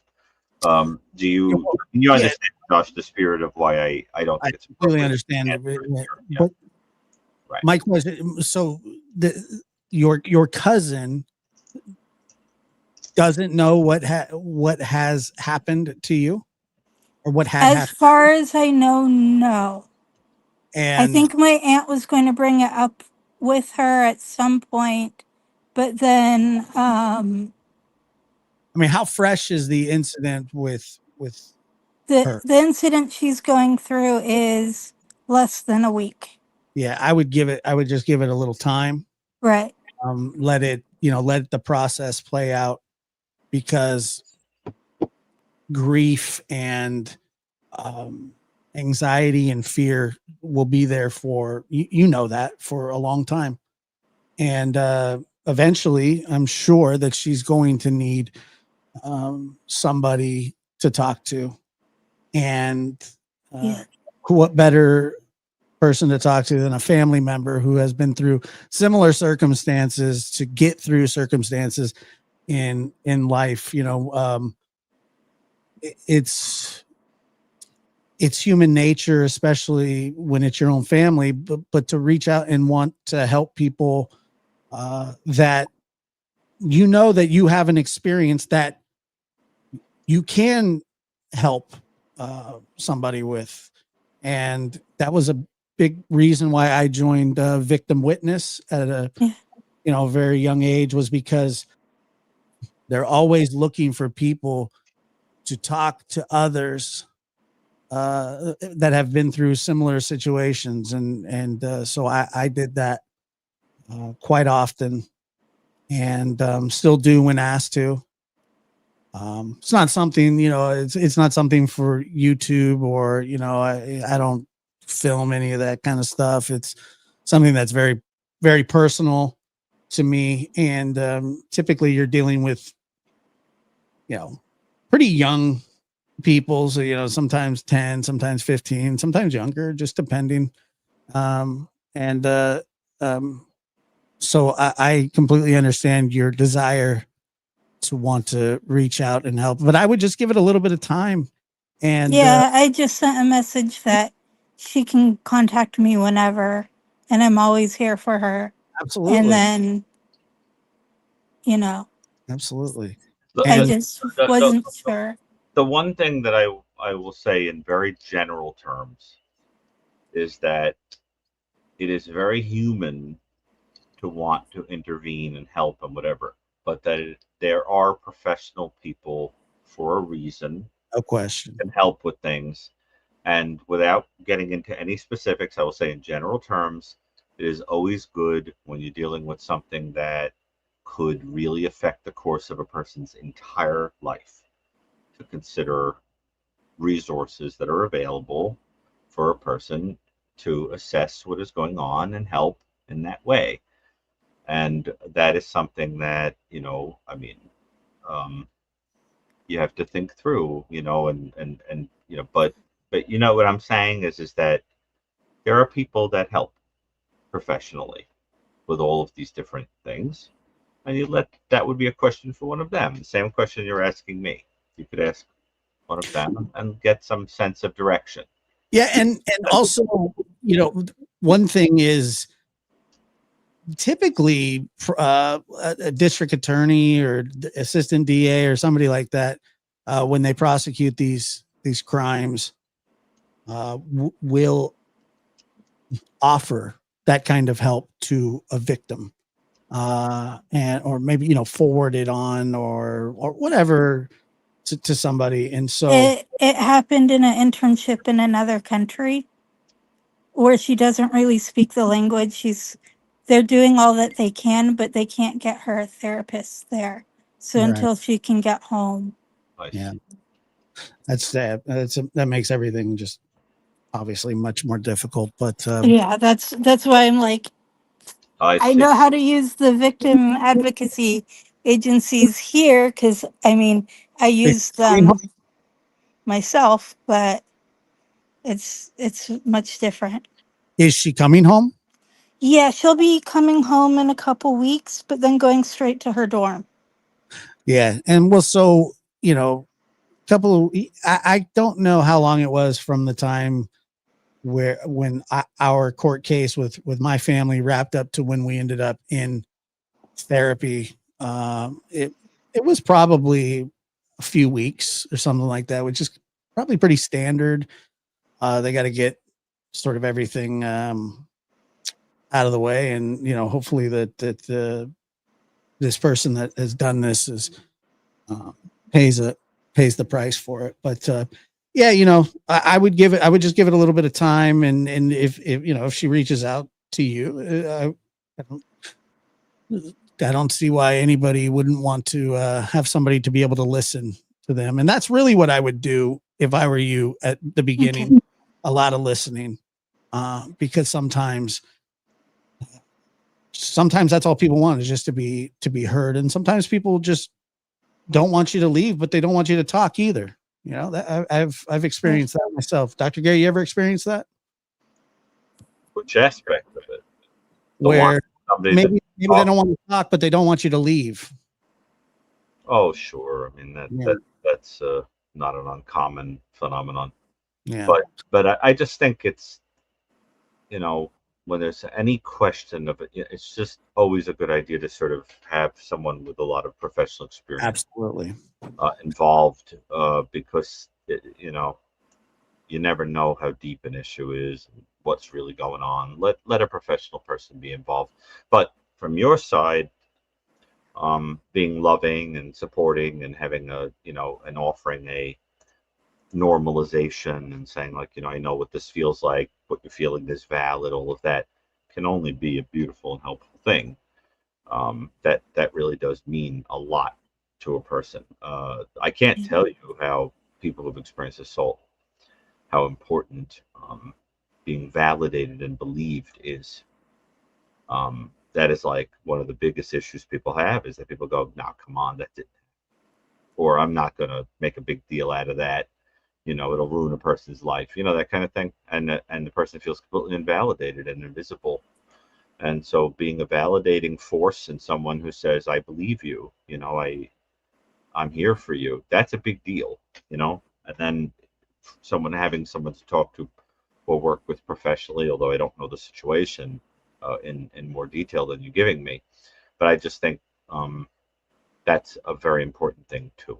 And if someone needs that, you know, but being loving and kind and normalizing and validating is going a very long way. And you're in the unique position to do that because of your own experience. Yeah. Wouldn't you say, Josh? I mean, validation is very important. You ever been invalidated on your feelings about some horrendous thing that happened to you? It's the worst. Yeah, of course. Of course. Person makes you think you're crazy, or that you made it up in your head, or you misunderstood, or you're overreacting. Yeah. Or whatever. But yeah, no, I have. And Cindy, I thank you for the call. We got a few more calls to get through. I really do appreciate you have a lovely heart. Yeah. Thank you. Yeah, you just stay you. I think the world is better with people in it who have hearts like that. Absolutely. So you have a very sweet heart. Yeah. Thank you, Cindy. Thank you. Okay. Thank you. Okay. So hard because I'm limited in what I get it. All right, Jane, go ahead. You're on the air. Hi guys. Hi, thank you for waiting. Yeah, I really thank you for like this platform and like the opportunity, because I've been kind of following cases and Dr. Brucato's like analysis, and I'm obsessed, but in a non-creepy way. So I would like to ask, I know that in one of your talks you were talking about how with serial killers, there's like a sexual aspect to the crime, even though it may not be like obvious. And I think you said like Anne Burgess, like whatever. So I was wondering, like, with regard to, I guess we've been calling him BK, and like a lot of the information that's been released, was there a way that maybe you perceived that there was a sexual element to what he did, or? Oh, I think it's pretty clear now. I saw a big splash page in the newspaper that said that, especially, you know, now that we have the Celebrite info, that it said very clearly that the motive was sexual, in the sense that you had a guy who was studying sexually perverse serial offenders. Although he committed a mass murder, I do believe he would have gone on to kill again if he had the opportunity. But who was also watching violent, non-consensual pornography. And so it doesn't take a genius to figure out that whatever he was thinking about doing had something to do with the expression of domination and control, in a way that had a sexual undertone to it. You're talking about women that were young, conspicuously attractive, right? In bed, you know, at night, and inveigling yourself into the home, and using a weapon that's highly phallic and intimate, and having that background in pornography and studying those kinds of offenders, it's not too much of a leap that the undertone was fantasy with a sexual quality to it. Remember that there are really four completely different types of serial killers, right? So the problem is that the word serial killer had a very different meaning when it was first come up with than it means now, right? So the serial killer in the original conceptualization had to do with a person who killed repetitively with cooling off periods 3 or more victims in the service of abnormal psychosexual gratification, meaning there had to be a fantasy motive that was perverse in some way. Now you're a serial killer if you kill 2 people separated in time, and that's it. No fantasy motivation needed. So if you are killing people just to knock witnesses off, you're a serial killer if they're separated in time, right? And you only need 2 victims. But if you understand what a serial killer really is in the correct conceptualization, there are 4 types. So the first type is the usually mother who repetitively kills her own children for attention. The attention that is gotten at the funeral, whatever. So you'll see the mother who like loses 8 children to like shaken baby syndrome or something like that, and each time, you know, gets a lot of attention at the funeral. So think, for example, of the case of Mary Beth Tinnig, which I wrote about in The New Evil. Then you have the type of serial killer who is what we call an angel of death. And those are nurses and doctors that kill their charges because they like the godlike feeling that comes with arbitrating who lives and who dies. There's no sexual component to it, but the fantasy there is that I'm in charge of life, right? Sometimes they want to be the one who runs on the scene and, like, you know, is the first one to address the crisis of health the person's having. So think of Donald Harvey, right? Donald Harvey was a nurse who, just as one example of his horrors, took a coat hanger and snaked it into a urethral catheter to puncture the internal organs of a sleeping person so that the person would develop an infection. Oh, God. Right. That's horrible. I mean, think about that. This was a nurse. And there are many examples of those, you know, Shipman and others, Swango. Then you have the third type, who are misanthropes that basically just want to kill a lot of people because they hate a group, right? There's no overt sexual quality to them. So think, for example, of the Unabomber. I mean, you know, the Ted Kaczynski, right? Mm-hmm. Wanting to kill people for these environmental reasons, mission-oriented. And then finally, you have the largest group, which are the sexually motivated. And it is into that bucket that I think Kohberger, if he went on to kill again, would fall. The other motivations are clearly not his, unless you think he just had a kind of misanthropic hatred of all women, and that in and of itself was the motive. But as I said, you know, if that were true, he wouldn't be watching violent pornography and other things like that. So yes, I do think it was sexual. That's the long answer. But you know, you expressed interest, and you can read about a lot of that stuff in the New Evil, actually, where we talk about all of that in great detail. Yes. But I think it's a good call, a really interesting call, and Yes. you know, but you know, sorry for the long answer. We probably have other people Oh, I waiting. appreciate it. That ended there. Yeah. Okay. I hope that answered your question. Can I Sorry. ask one more question? Sure. I noticed that you quote a lot of classic literature. Sure. Are there like some books you would recommend that like you really like? Dr. Gary, you have 20 seconds to answer this. I would Oh start, no. I really would start, given the sense I get of you listening to you, I would Mm-hmm. start by reading Crime and Punishment by Dostoevsky. Okay. Yes, I think you'll enjoy it. You And got no, go ahead. yeah, and Anything else? let's leave it there. I start there. That's a goodie. Okay. Yeah. Okay. I'll update you on the next I call. have 6,000 books, so you know, I 6,000? You're living my dream. I am. As a child, I kept my books in a Dewey Decimal System style system, coding system that I devised, and tortured, you know, but with phone calls, people who did not return books. Ooh, okay.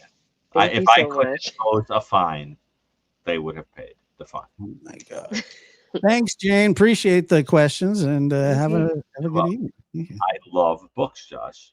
Hey, but the Dewey Decibel System, It wasn't really the Dewey Decimal System. It was made up. It was like the Gary Decimal System. the Gary Decibel System, Yeah. the Gooey what is it? The Gooey Gary Dewey. I don't know what you're talking about. I'm not sure either. Let's see. Next. Whatever. And by the way, that face you were making when I was talking to her, you looked exactly like Pee-wee in Pee-wee's Big Adventure when he's in the Alamo and he just wants to get to the basement to see his bike. And they're talking about like all the different ways to prepare tortilla. And he's like, you were literally making exactly that same face that Pee-wee makes. You remember that? Yeah, but I don't think that's true. You were making the Pee-wee face exactly. You were like, watch it back later. Never. I've never made that face. You're the best audience I've ever worked with, really. Okay. Remember, he's like, remember to see the face. Anyway. All right. Anyway, moving right along. There's no basement in the Alamo. Yeah, well, at least I didn't have a Dewey. That's my favorite movie. I know every single line of that movie. Don't get me started on that movie. Well, whatever. Oh. You have 150 plants. Don't talk to me about it. 250. Thank you. Next. Gary, go ahead. You're on the air. Not sure why you. I don't know if I can even follow that. Oh gosh. Okay, what I got going on here is really trying to figure out if there's any help for anybody that he's got a calcification embedded in the frontal cortex of his brain. Another one of these clinical questions that I can't answer here. But it's also a medical question, really, to be honest with you. Yes. Well, I guess basically what I'm getting at is I've seen some very disturbing signs, and is there any help for somebody that it's gone into auditory delusions and schizophrenia? This is very complicated because I can't answer it here. Well, I mean, but medical question. But I will say people that deal with that. Let's just say there are all different things that can affect areas of the brain that are very critical for proper perception of reality and behavior and organization and so forth. But that's something that a medical specialist would look at. Right. I would say that is something that, we would not answer here, but that I think has to be addressed by a medical. Yeah. And, we've got two involuntary commitments. I've got 3 granddaughters that are involved here. So it's really touchy for me. But, you get him in, he's in for a couple of weeks, they let him back out, and it's instantly back. I guess what I'm really trying to find, they're saying there's no place in Washington that can treat him. Oh, yeah. Well, I'm really trying to find a treatment center somewhere. In Washington State? Yes. In the state of Washington, D.C.? State of Washington. Okay. Washington, D.C. is a district. Yeah. Well, people say Washington. State of Washington. But sometimes when people say Washington, I don't know which one they mean. But yeah. The state of Washington, I know what you mean. So it's a district.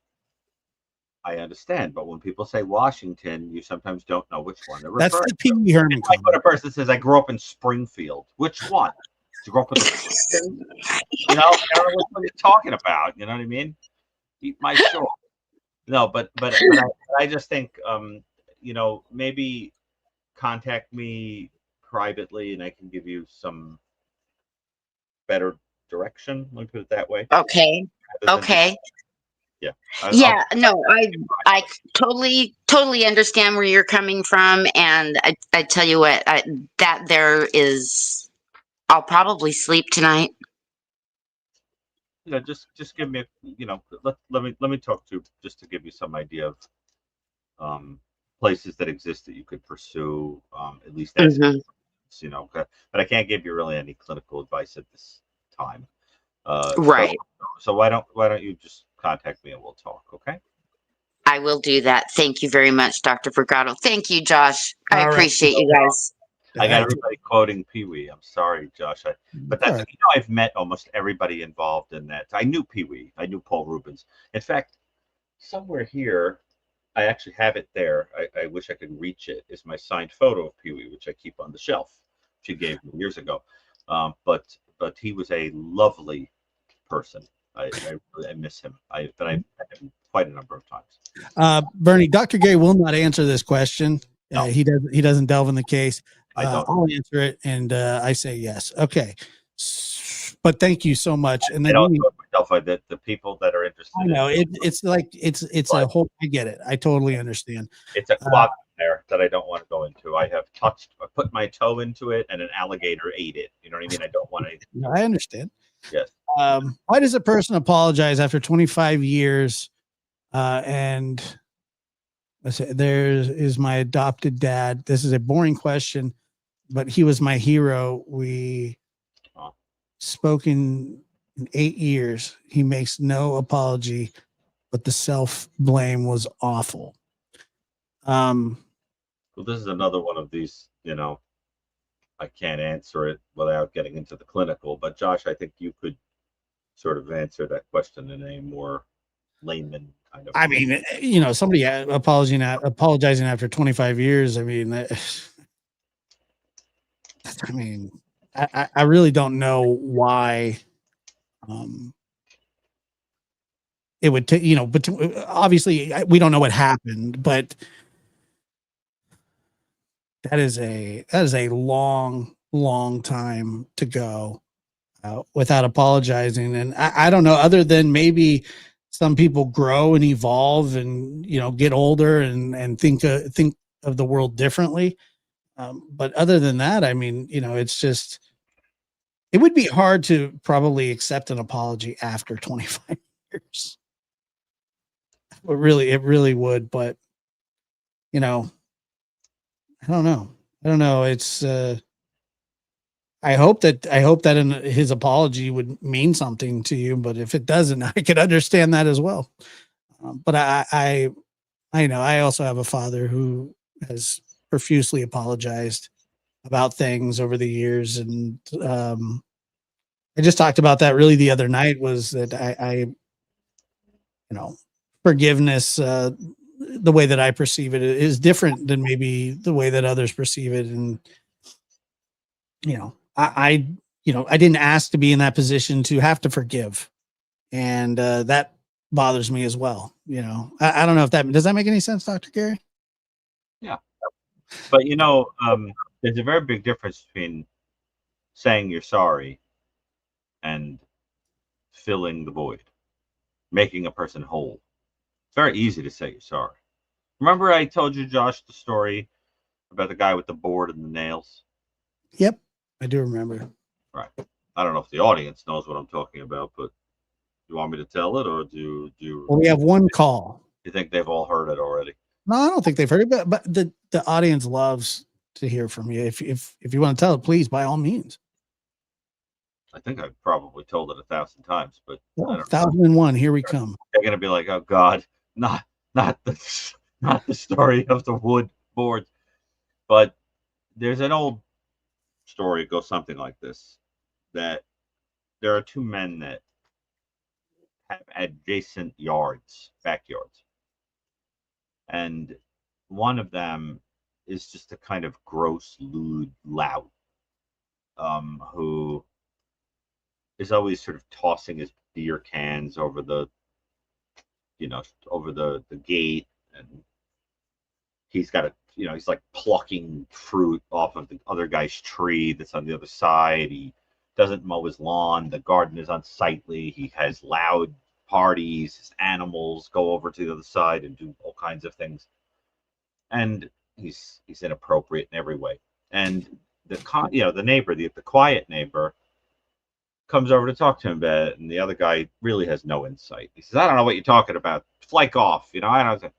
Well, what ultimately happens is the guy thinks better of it and comes back and says, "Tell me what it is I've done. Like, make me understand what's bothering you." Well, the guy starts breaking down some of these offenses, and there are many of them. And he says, "What I'm going to do is I'm going to put this big board here in the yard, wooden board. And every time you do one of these horrendously offensive things, I'm going to hammer a nail into this board, just to give you an idea how many things you do." And eventually, in a few weeks, this board is completely filled up rapidly.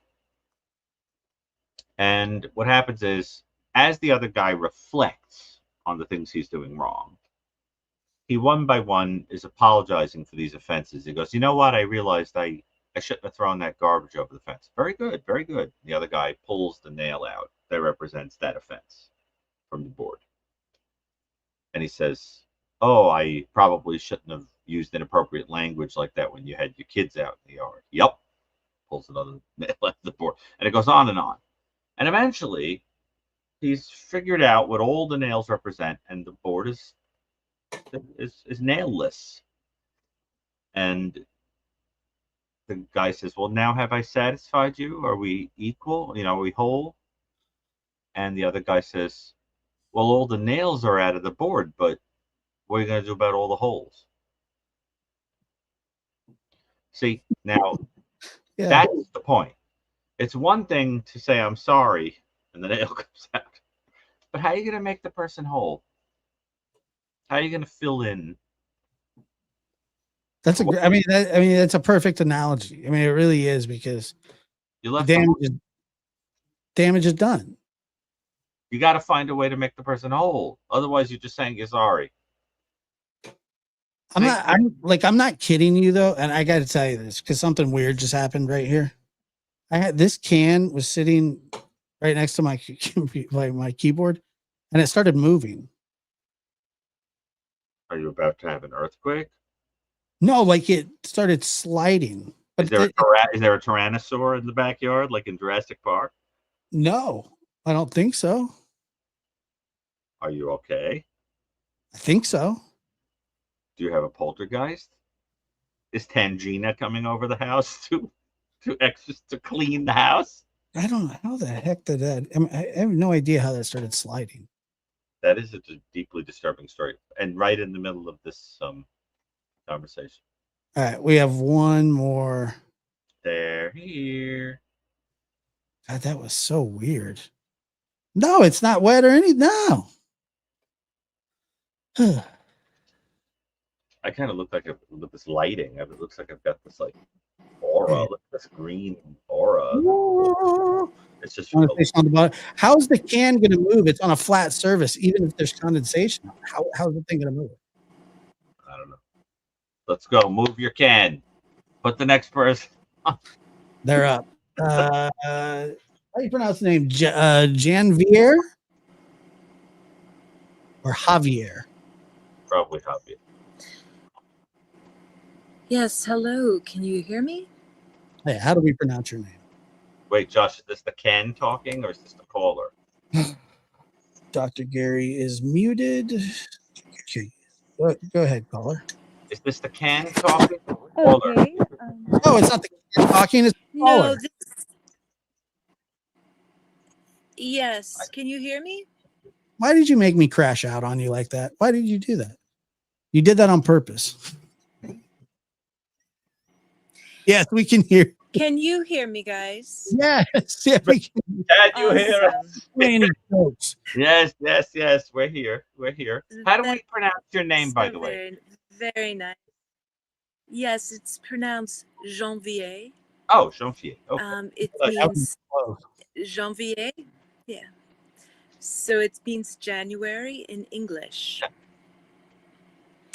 So I have a couple questions. The first one is actually based on some people in the audience who are interested in hearing what Dr. Gary has to say about the American Psycho book that BK was fascinated with.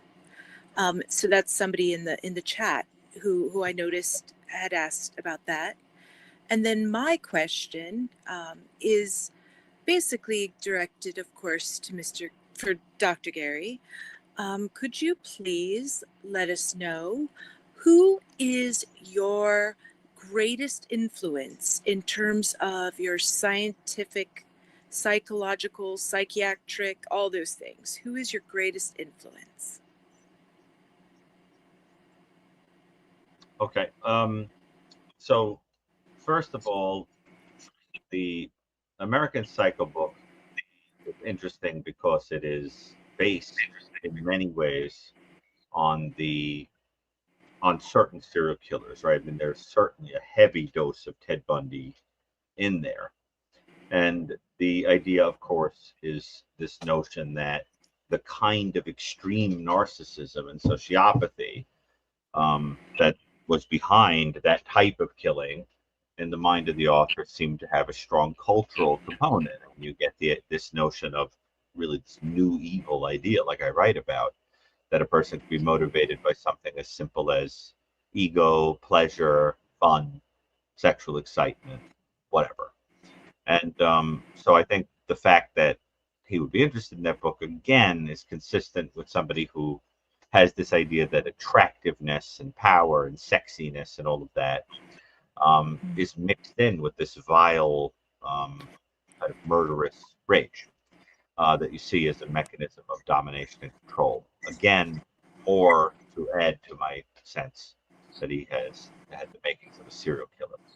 Regarding influences, now this is one of these questions that is almost embarrassing to talk about because it makes it sound like I'm somebody, like that anybody could give a flying leap about my particular influences. But I think that it depends on if you mean psychologically, philosophically, spiritually. I mean, there are different answers to that question.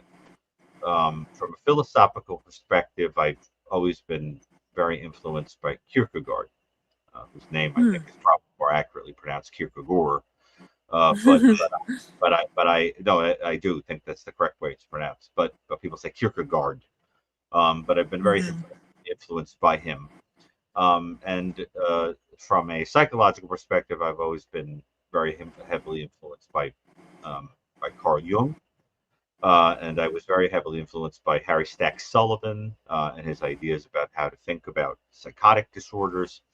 And with regard to spiritual ideas, I was very influenced by Fulton Sheen, the great archbishop and prolific writer. There are other people I can think of, but their ideas in particular have had a very great influence on the way I think.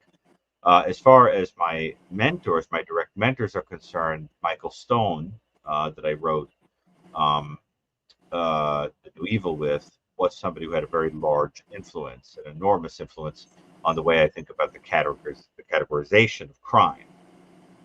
But all of these people came together to have very heavy influences in terms of how I think about a case.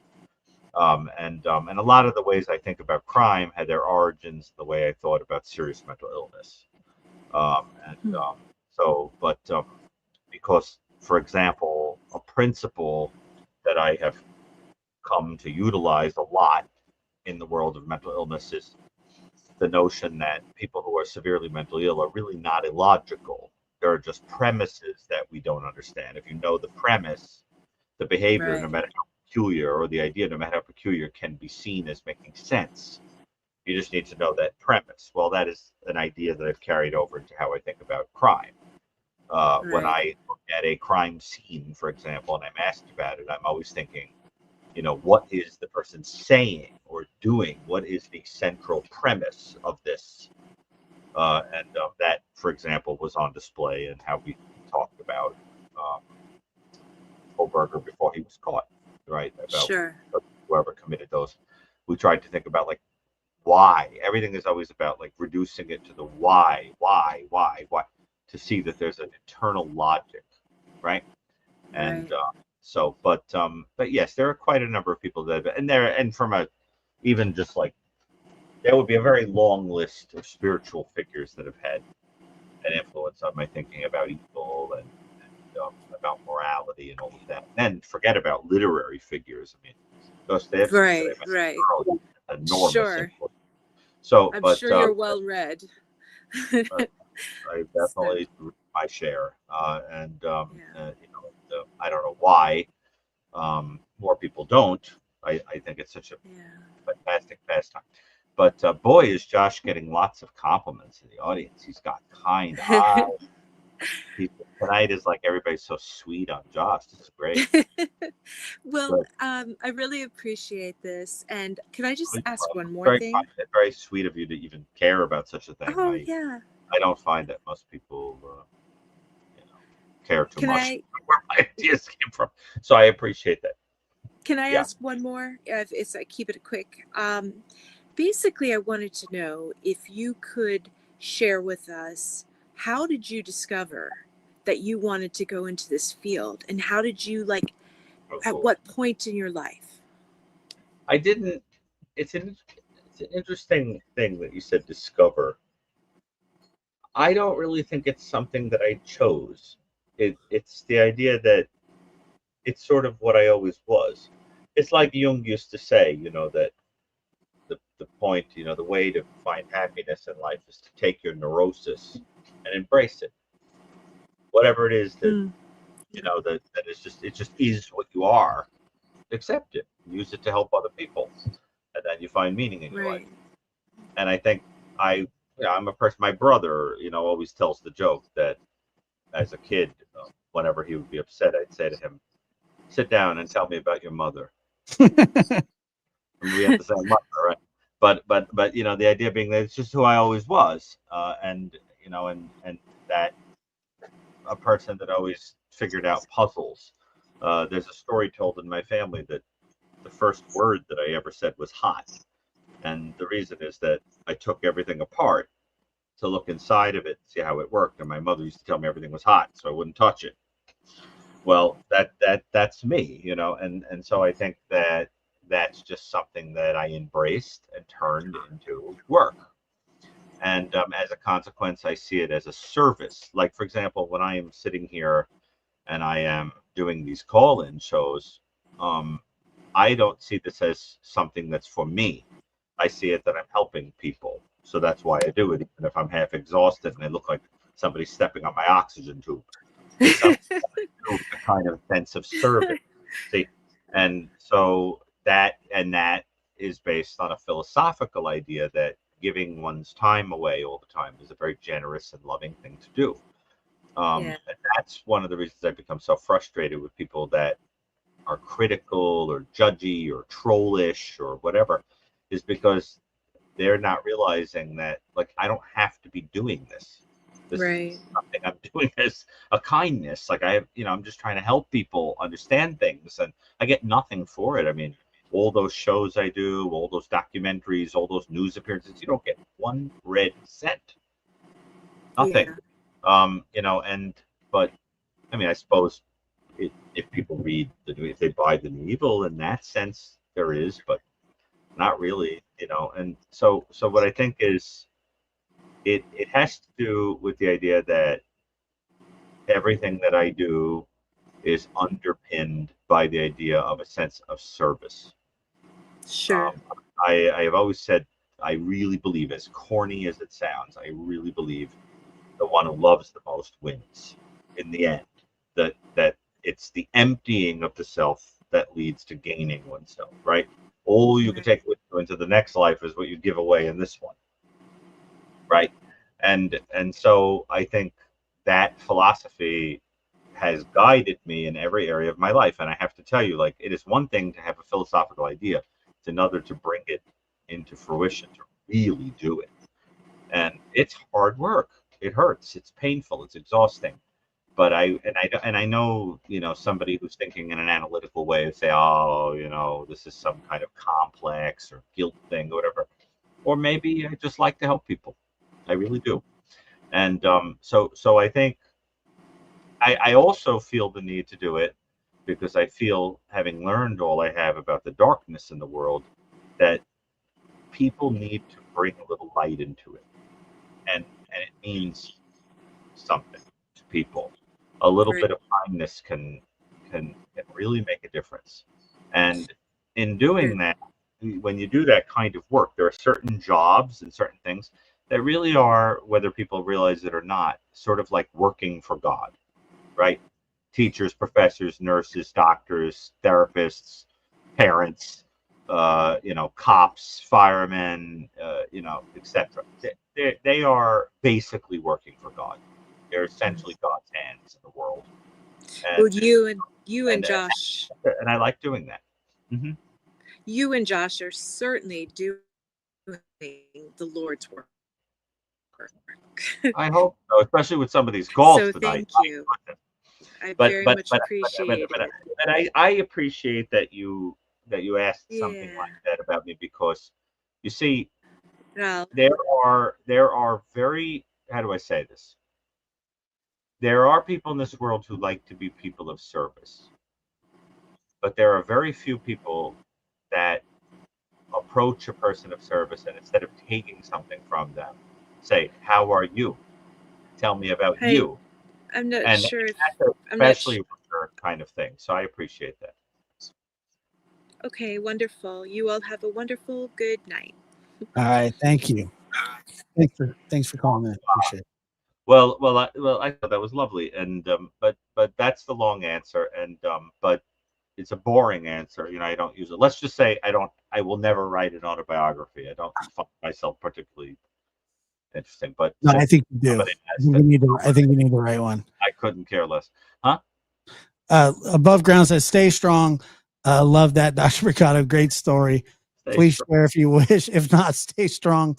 Avoid bus day stays. Thank you for it all. It's very kind.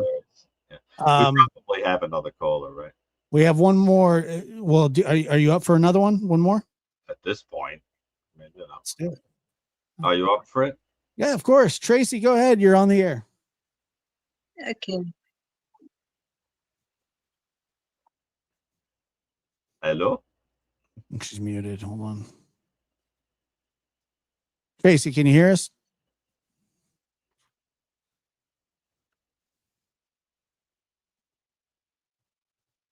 Hello? I think she's hold on, let me see.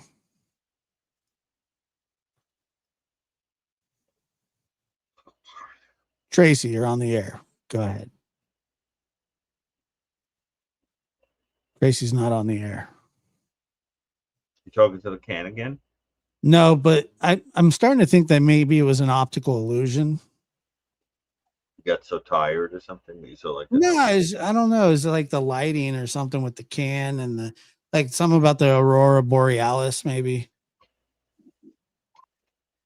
the tides or something? I'm just gonna hold it.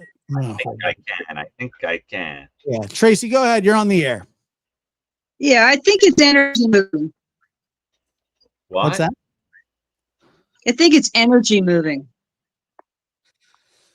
I mean, I predict a juicy call. So how can we help you, Tracy? Yes, I have a question.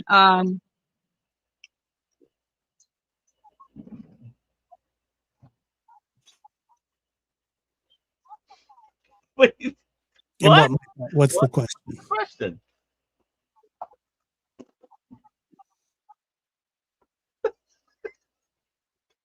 What? What? Maybe he's having I see you shiver with anticipation. Like it just ends. Wait. All right. Are they gonna call back? I don't know. I think that was Tracy.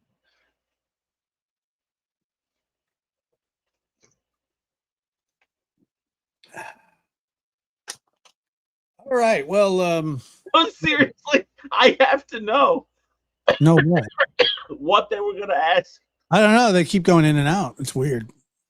This is like when Lewis Black said that he said that he was gonna have like an aneurysm because he was walking through the park and he heard two people talking on a bench and one turned to the other one and said, If it weren't for that horse, I wouldn't have spent a year in college. Yeah, and exactly. To come back and say, like, what are you talking about? Yeah, exactly right.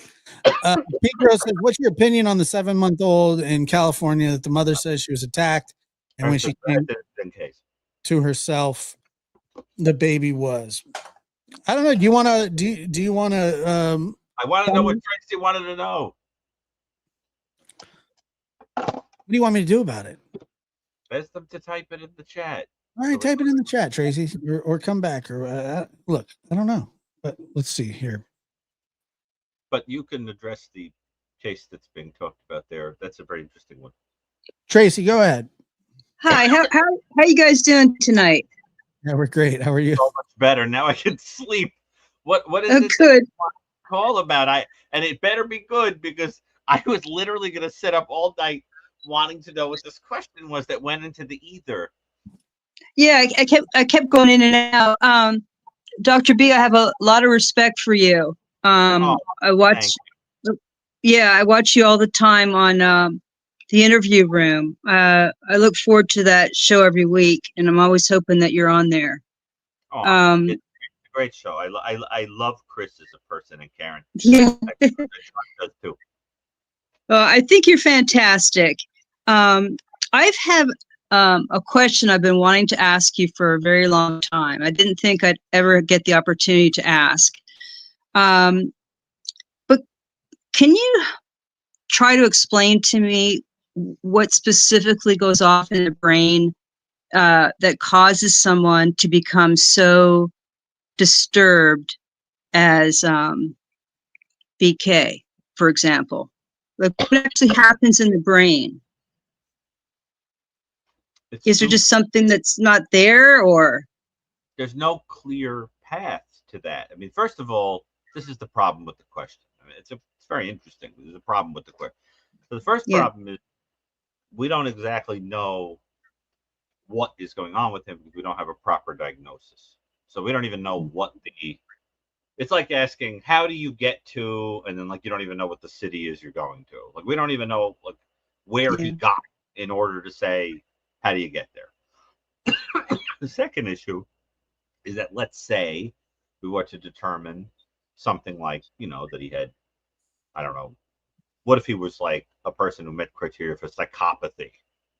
Then you'd be asking the question, how does a person become a psychopath? Is it partially biological? Is it partially nurture? Whatever. Let's say you thought that he really was on the autism spectrum. Then you'd be asking the question, how do people become autistic? So in other words, it's complicated because we would need to know what he has. Now, if what you mean is what could make a person commit a mass murder and be completely callous, the answer is many things.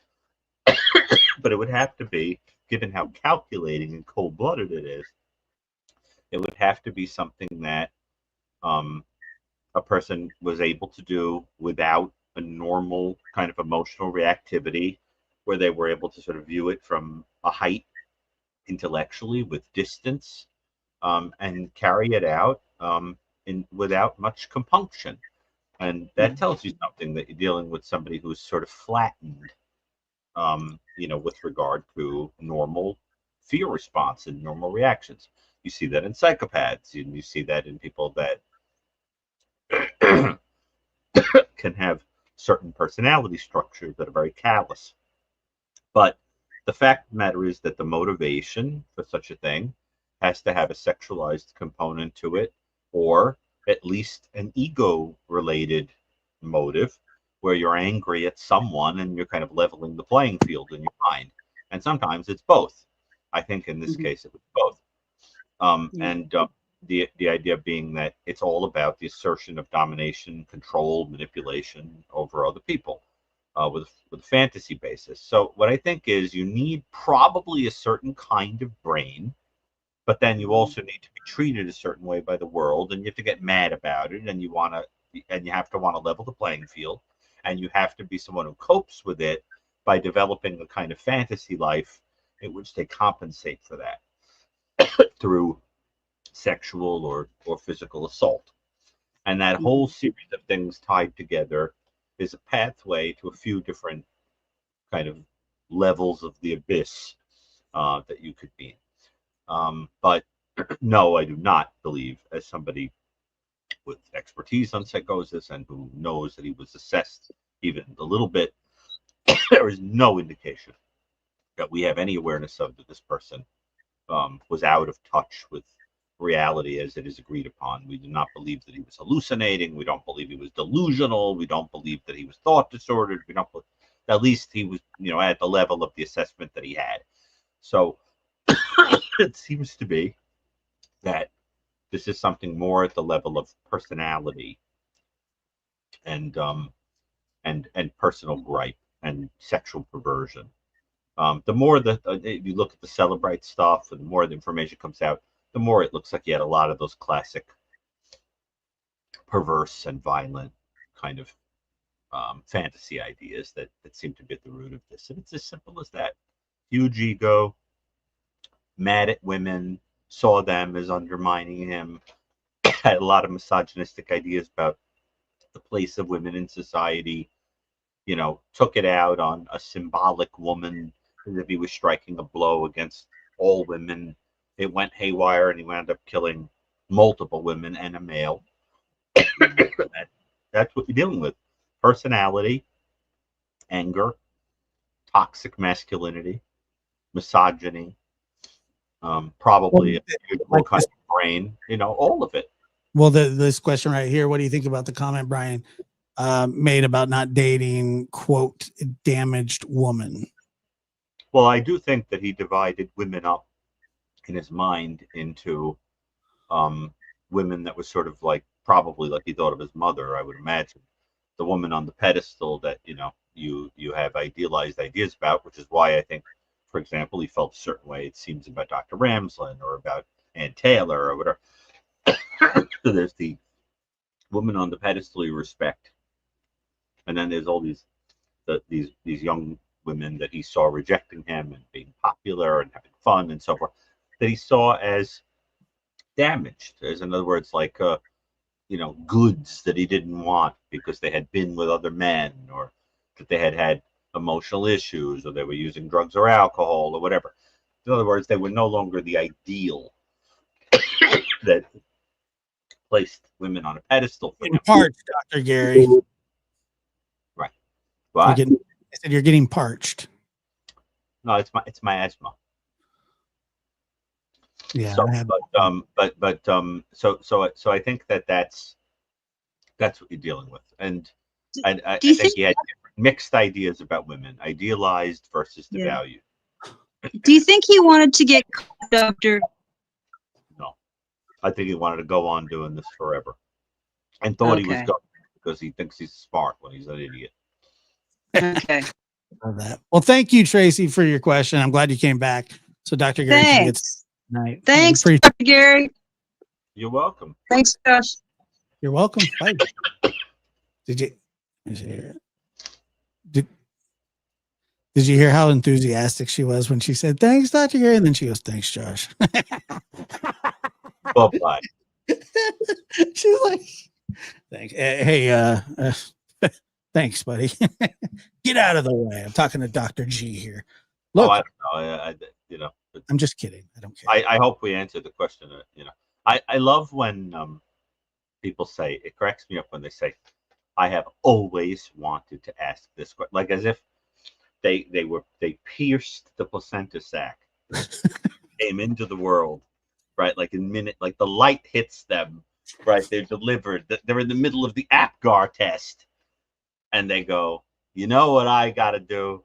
I got to find that Dr. Brucato and ask him this question. I got to ask him about something about that word always, I got to ask him. Always wanted to try an avocado. I want to ask about the pierced placenta sac. Did I ever tell you, Josh? No. I was in college. I had to go into this. I don't know how to explain. I had to go into this like office, bursar's office or something, to get a form, and nobody knew what they were doing. Right. So this person who looked like they were 12 had to go over to somebody else with my paper and ask a question in hushed tones. And then that person had to go to another like 15-year-old to ask a question. And it went all around, and I couldn't take it anymore. And I said, I want to talk to a grown-up. And the person came out to talk to me, and they were like, sir, what is frustrating you so much? And I was like, I need someone who is not only a few years away from placenta. It drove me crazy. I mean, thank God I was friendly with the person so I could get away with it. But I'm just saying, like, it was ridiculous. I like when people have a little more experience. Yeah. Now, that having been said, it is funny when people say, I always wanted. You know what I mean? Yeah, I mean, well, I don't know, because I can ask you. I mean, I can ask you questions whenever I want, and I have no questions to ask. So you don't ask them. Boy, today, if you read this chat back, it's hysterical. I learned today that I appear to have grown hair. Yeah. What else did I learn? Let me see. I learned some other funny things. Somebody said that I looked like some person they see on TV. One person said that they thought I looked 20 years younger on a show that was filmed 5.5 years ago. Yeah, I saw that. And that was pretty funny. You talked to a can and thought it was possessed. Right, that was out there. And then we got some calls that were very, very interesting. But what did you learn about yourself? It looks like you've got a fan club of people who think you're adorable. What did I learn? Yourself from the audience. Boy, did they say a lot of things about us in here. Yeah, they love you. They love us. Well, I don't know. Apparently, they think I'm Methuselah or something. I mean, in your case, that you've got a fan club here, boy. Let me tell you. I do. I have a fan club. Oh yeah, you've got a fan club here. Well, we are in the lab. I mean, that makes sense. But obviously, we have, one of our favorite guests. By the way, speaking of favorite guests, see, also Josh is an adorable Pookie. Don't ever say that again out loud. That's what it says. Yeah, right. It literally says that. Sure, Dr. Gary. Look, there's other ways for you to tell me that you think I'm a. You don't have to pretend somebody wrote something in the chat that they didn't. I don't think you're an adorable Pookie. You said Josh is an adorable Pookie. Because I'm quoting somebody here. Right. Sure. I think you're like a demented Sasquatch. Right. Okay, I gotta go now. Yeah, a demented Sasquatch. I'm just kidding. Somebody said that they're in love. Love this show, love Dr. B and his humor. See, you have a fan club, buddy. Nothing wrong with it. Hey, tomorrow, Chris McDonough of the Interview Room is going to be here talking about the case of 7-month-old Emmanuel. Oh, that's very important. In his old stomping grounds, really, and he's going to go through kind of how an investigation like this is handled. And it's going to be, I think it's going to be fascinating. It'll be set up for tonight. And, Chris is the best. We love him. That case, I think, is going to rivet the country because it has a quality to it that is reminiscent of some cases that really did sweep the news and everything. It has Smith ingredients of what people will be drawn to. I think it may become quite a large story. Yes. And we'll see. But I mean, it's an awful story. I hate that. Wasn't the kid the victim only 7 months old? Yeah, 7 months old. And Pink Rose, sorry, I will absolutely answer your question, but not out of line. What's your opinion of the 7-month-old California that the mother says she was attacked, and when she came, I mean, I don't believe her story. I think that it's a pretty improbable story. Not saying impossible, but after, and I did a video that's out right now about that case. And I mean, when somebody tells you an unbelievable story, it's hard to believe. Now, I don't know the details of what happened, but I do not believe them. Especially with the father having those charges that he's had. And by the way, the charges that were against him, the injuries to that child that were, and I read them off on that video. Wow. just unbelievable. Like a brain contusion on a baby, a swollen neck, broken ribs. The baby couldn't even move. Like it wasn't a baby that was crawling or walking or doing anything. There's no other way for a baby like that to get those kind of injuries. However, I will tell you that my aunt, when we were young, lost her son temporarily to CPS because he was covered in bruises and they didn't know why. Turns out he had hemophilia with 0% clotting factor, and he got bruises from his high chair. Amazing, huh? So, I mean, that would explain some injuries, but in that case, good Lord. So, no, I think that it's just a terrible thing. So your suspicion is that it's another one of those cases where something happens and then a cover story is utilized in which an outsider was responsible, a la Susan Smith. Yeah. Those kinds of things. Yeah. Well, I don't if it usually when that happens, my own research has shown it's because the motive is related to elimination. So the idea is that something internal happens for selfish reasons, and then to prevent being accused, the attention is thrown outward at a non-existent stranger. Well, she said that not commenting whatsoever on what I believe about guilt. She said what you said about the non-existent person. What she said was that she says that the person said "hola" to her, punched her in the face, then stole the baby. But she has no description of the person. She doesn't remember what they look like. They said "hola," and that is exact what she said to the police. All right. So, I mean, Susan Smith said that an African American man pulled up in the car alongside her. I know, and that's the thing about it is that in came up and carjacked her.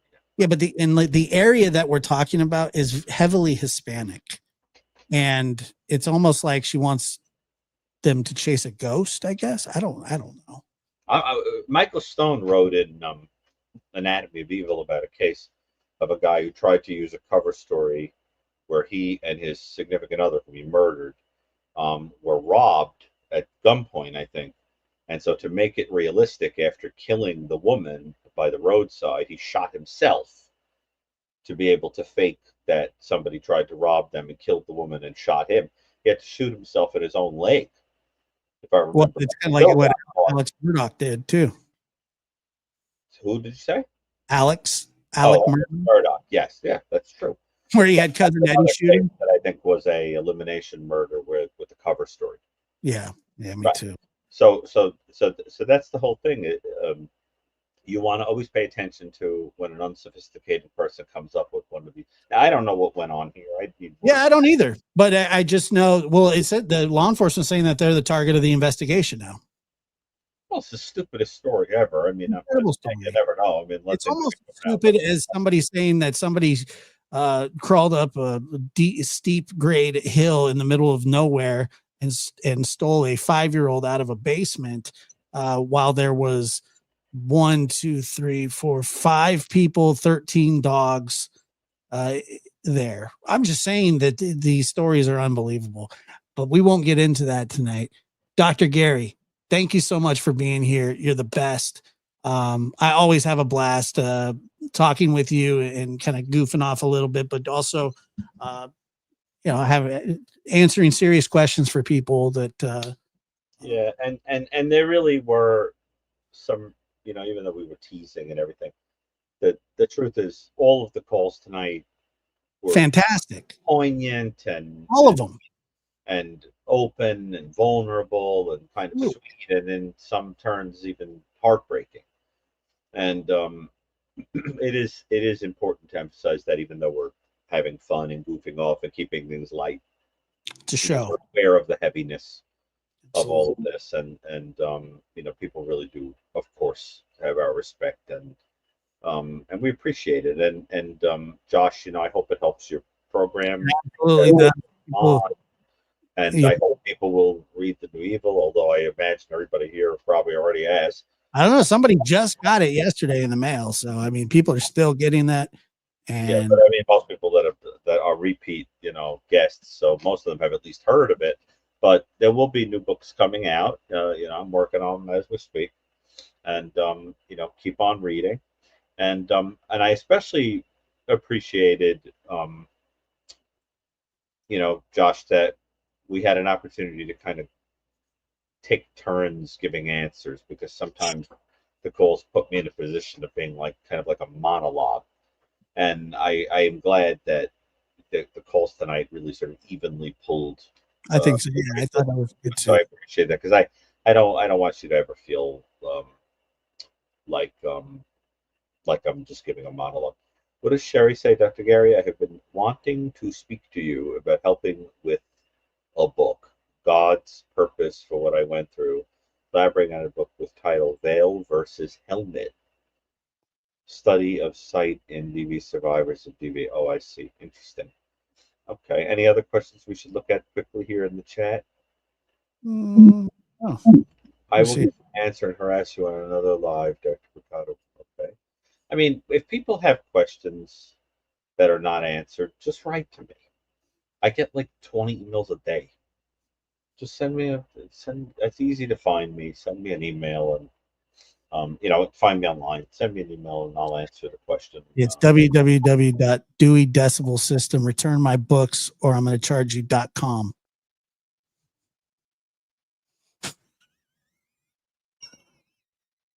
Like that. Josh, you're lucky you slipped away after that one. Like that librarian on Seinfeld. Yeah, Dr. Bookman. I love that guy. That's you. Baker Hall. Oh my God. You think you're cool, bucko? Can't stand ya. And you, bucko. I know you're tight, bucko. Anyway, but that's hilarious. He was really funny in that. You have to admit that was. Oh, that's great. That's one of the best episodes. There's That's one of the funniest episodes ever. I get it. And he owes like, how much does he owe on it? It was like $20 or something. Hilarious. I love it. There are a lot of episodes that we could talk about, but as far as I'm concerned, Jerry Stiller stole the show, and everything else is secondary. Of course he did. He was the best. All right, serenity now. Serenity now, sanity later. Yes. All right. Take care. Thank you, Dr. Gary. Buonasera. Dr. Gary coming through. Always a lot of fun. And let's see.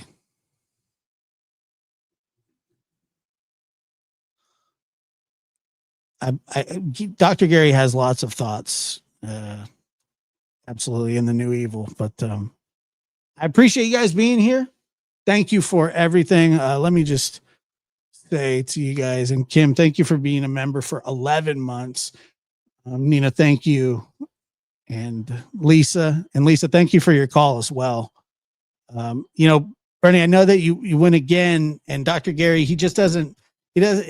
think that he doesn't want to talk about that case, because I think he tried to, and he got attacked, and he just really just kind of stays away from it, which I can understand. And Miss Beecham, thank you. Lucy, as always, thank you. And Lori says, I always love you and Dr. B, and I want to thank Lucy for my gift. Dr. Gary, you say I tell long stories. Dr. Gary tells long stories too, but that's okay. Thanks, Forrest. The knowledge and a side of humor. Well, I appreciate that. Let me see here. Andrea says, hey, from Germany. Chris is missing you. Well, I'll tell you, he'll be here tomorrow, and we will be talking about the Emmanuel case. So just a horrible, horrible case. If you haven't, please check out my video that I did on it earlier. It's not under the lives, it's under the videos. And, it's a case that we're following because it's just another BS story of, kid just disappeared and nobody knows anything. And Ashley, I love your lives with Dr. Gary Josh. He's endlessly interesting. That's true. He is. He's fantastic. So, and Patty says, love how down to earth Dr. G or Dr. Gary is, and you're a sweetheart, Josh. Well, I appreciate you saying that too. Thank you. Thank you guys so much for being here. And we'll catch you tomorrow. Chris McDonough will be in the lab, and we will be talking about the case of Emmanuel Haro. And Chris will give us a unique perspective, as he always does, about how these kinds of investigations work. And by the way, my feelings are not hurt that people love Dr. Gary so much. I love having him on, and I genuinely, when he's answering questions to people, I just like listening to it. I think he's fantastic, and you guys should be excited to talk to him. That's the point of having him here. So I am not a jealous person in any way, shape, or form. Promise you. Let me put the. Can somebody, one of the mods, put the video in the chat? Okay, there it is, right there. Thank you. If anybody's interested in going to see it. So, all right, guys, thank you so much. We'll catch you tomorrow right here on the lab.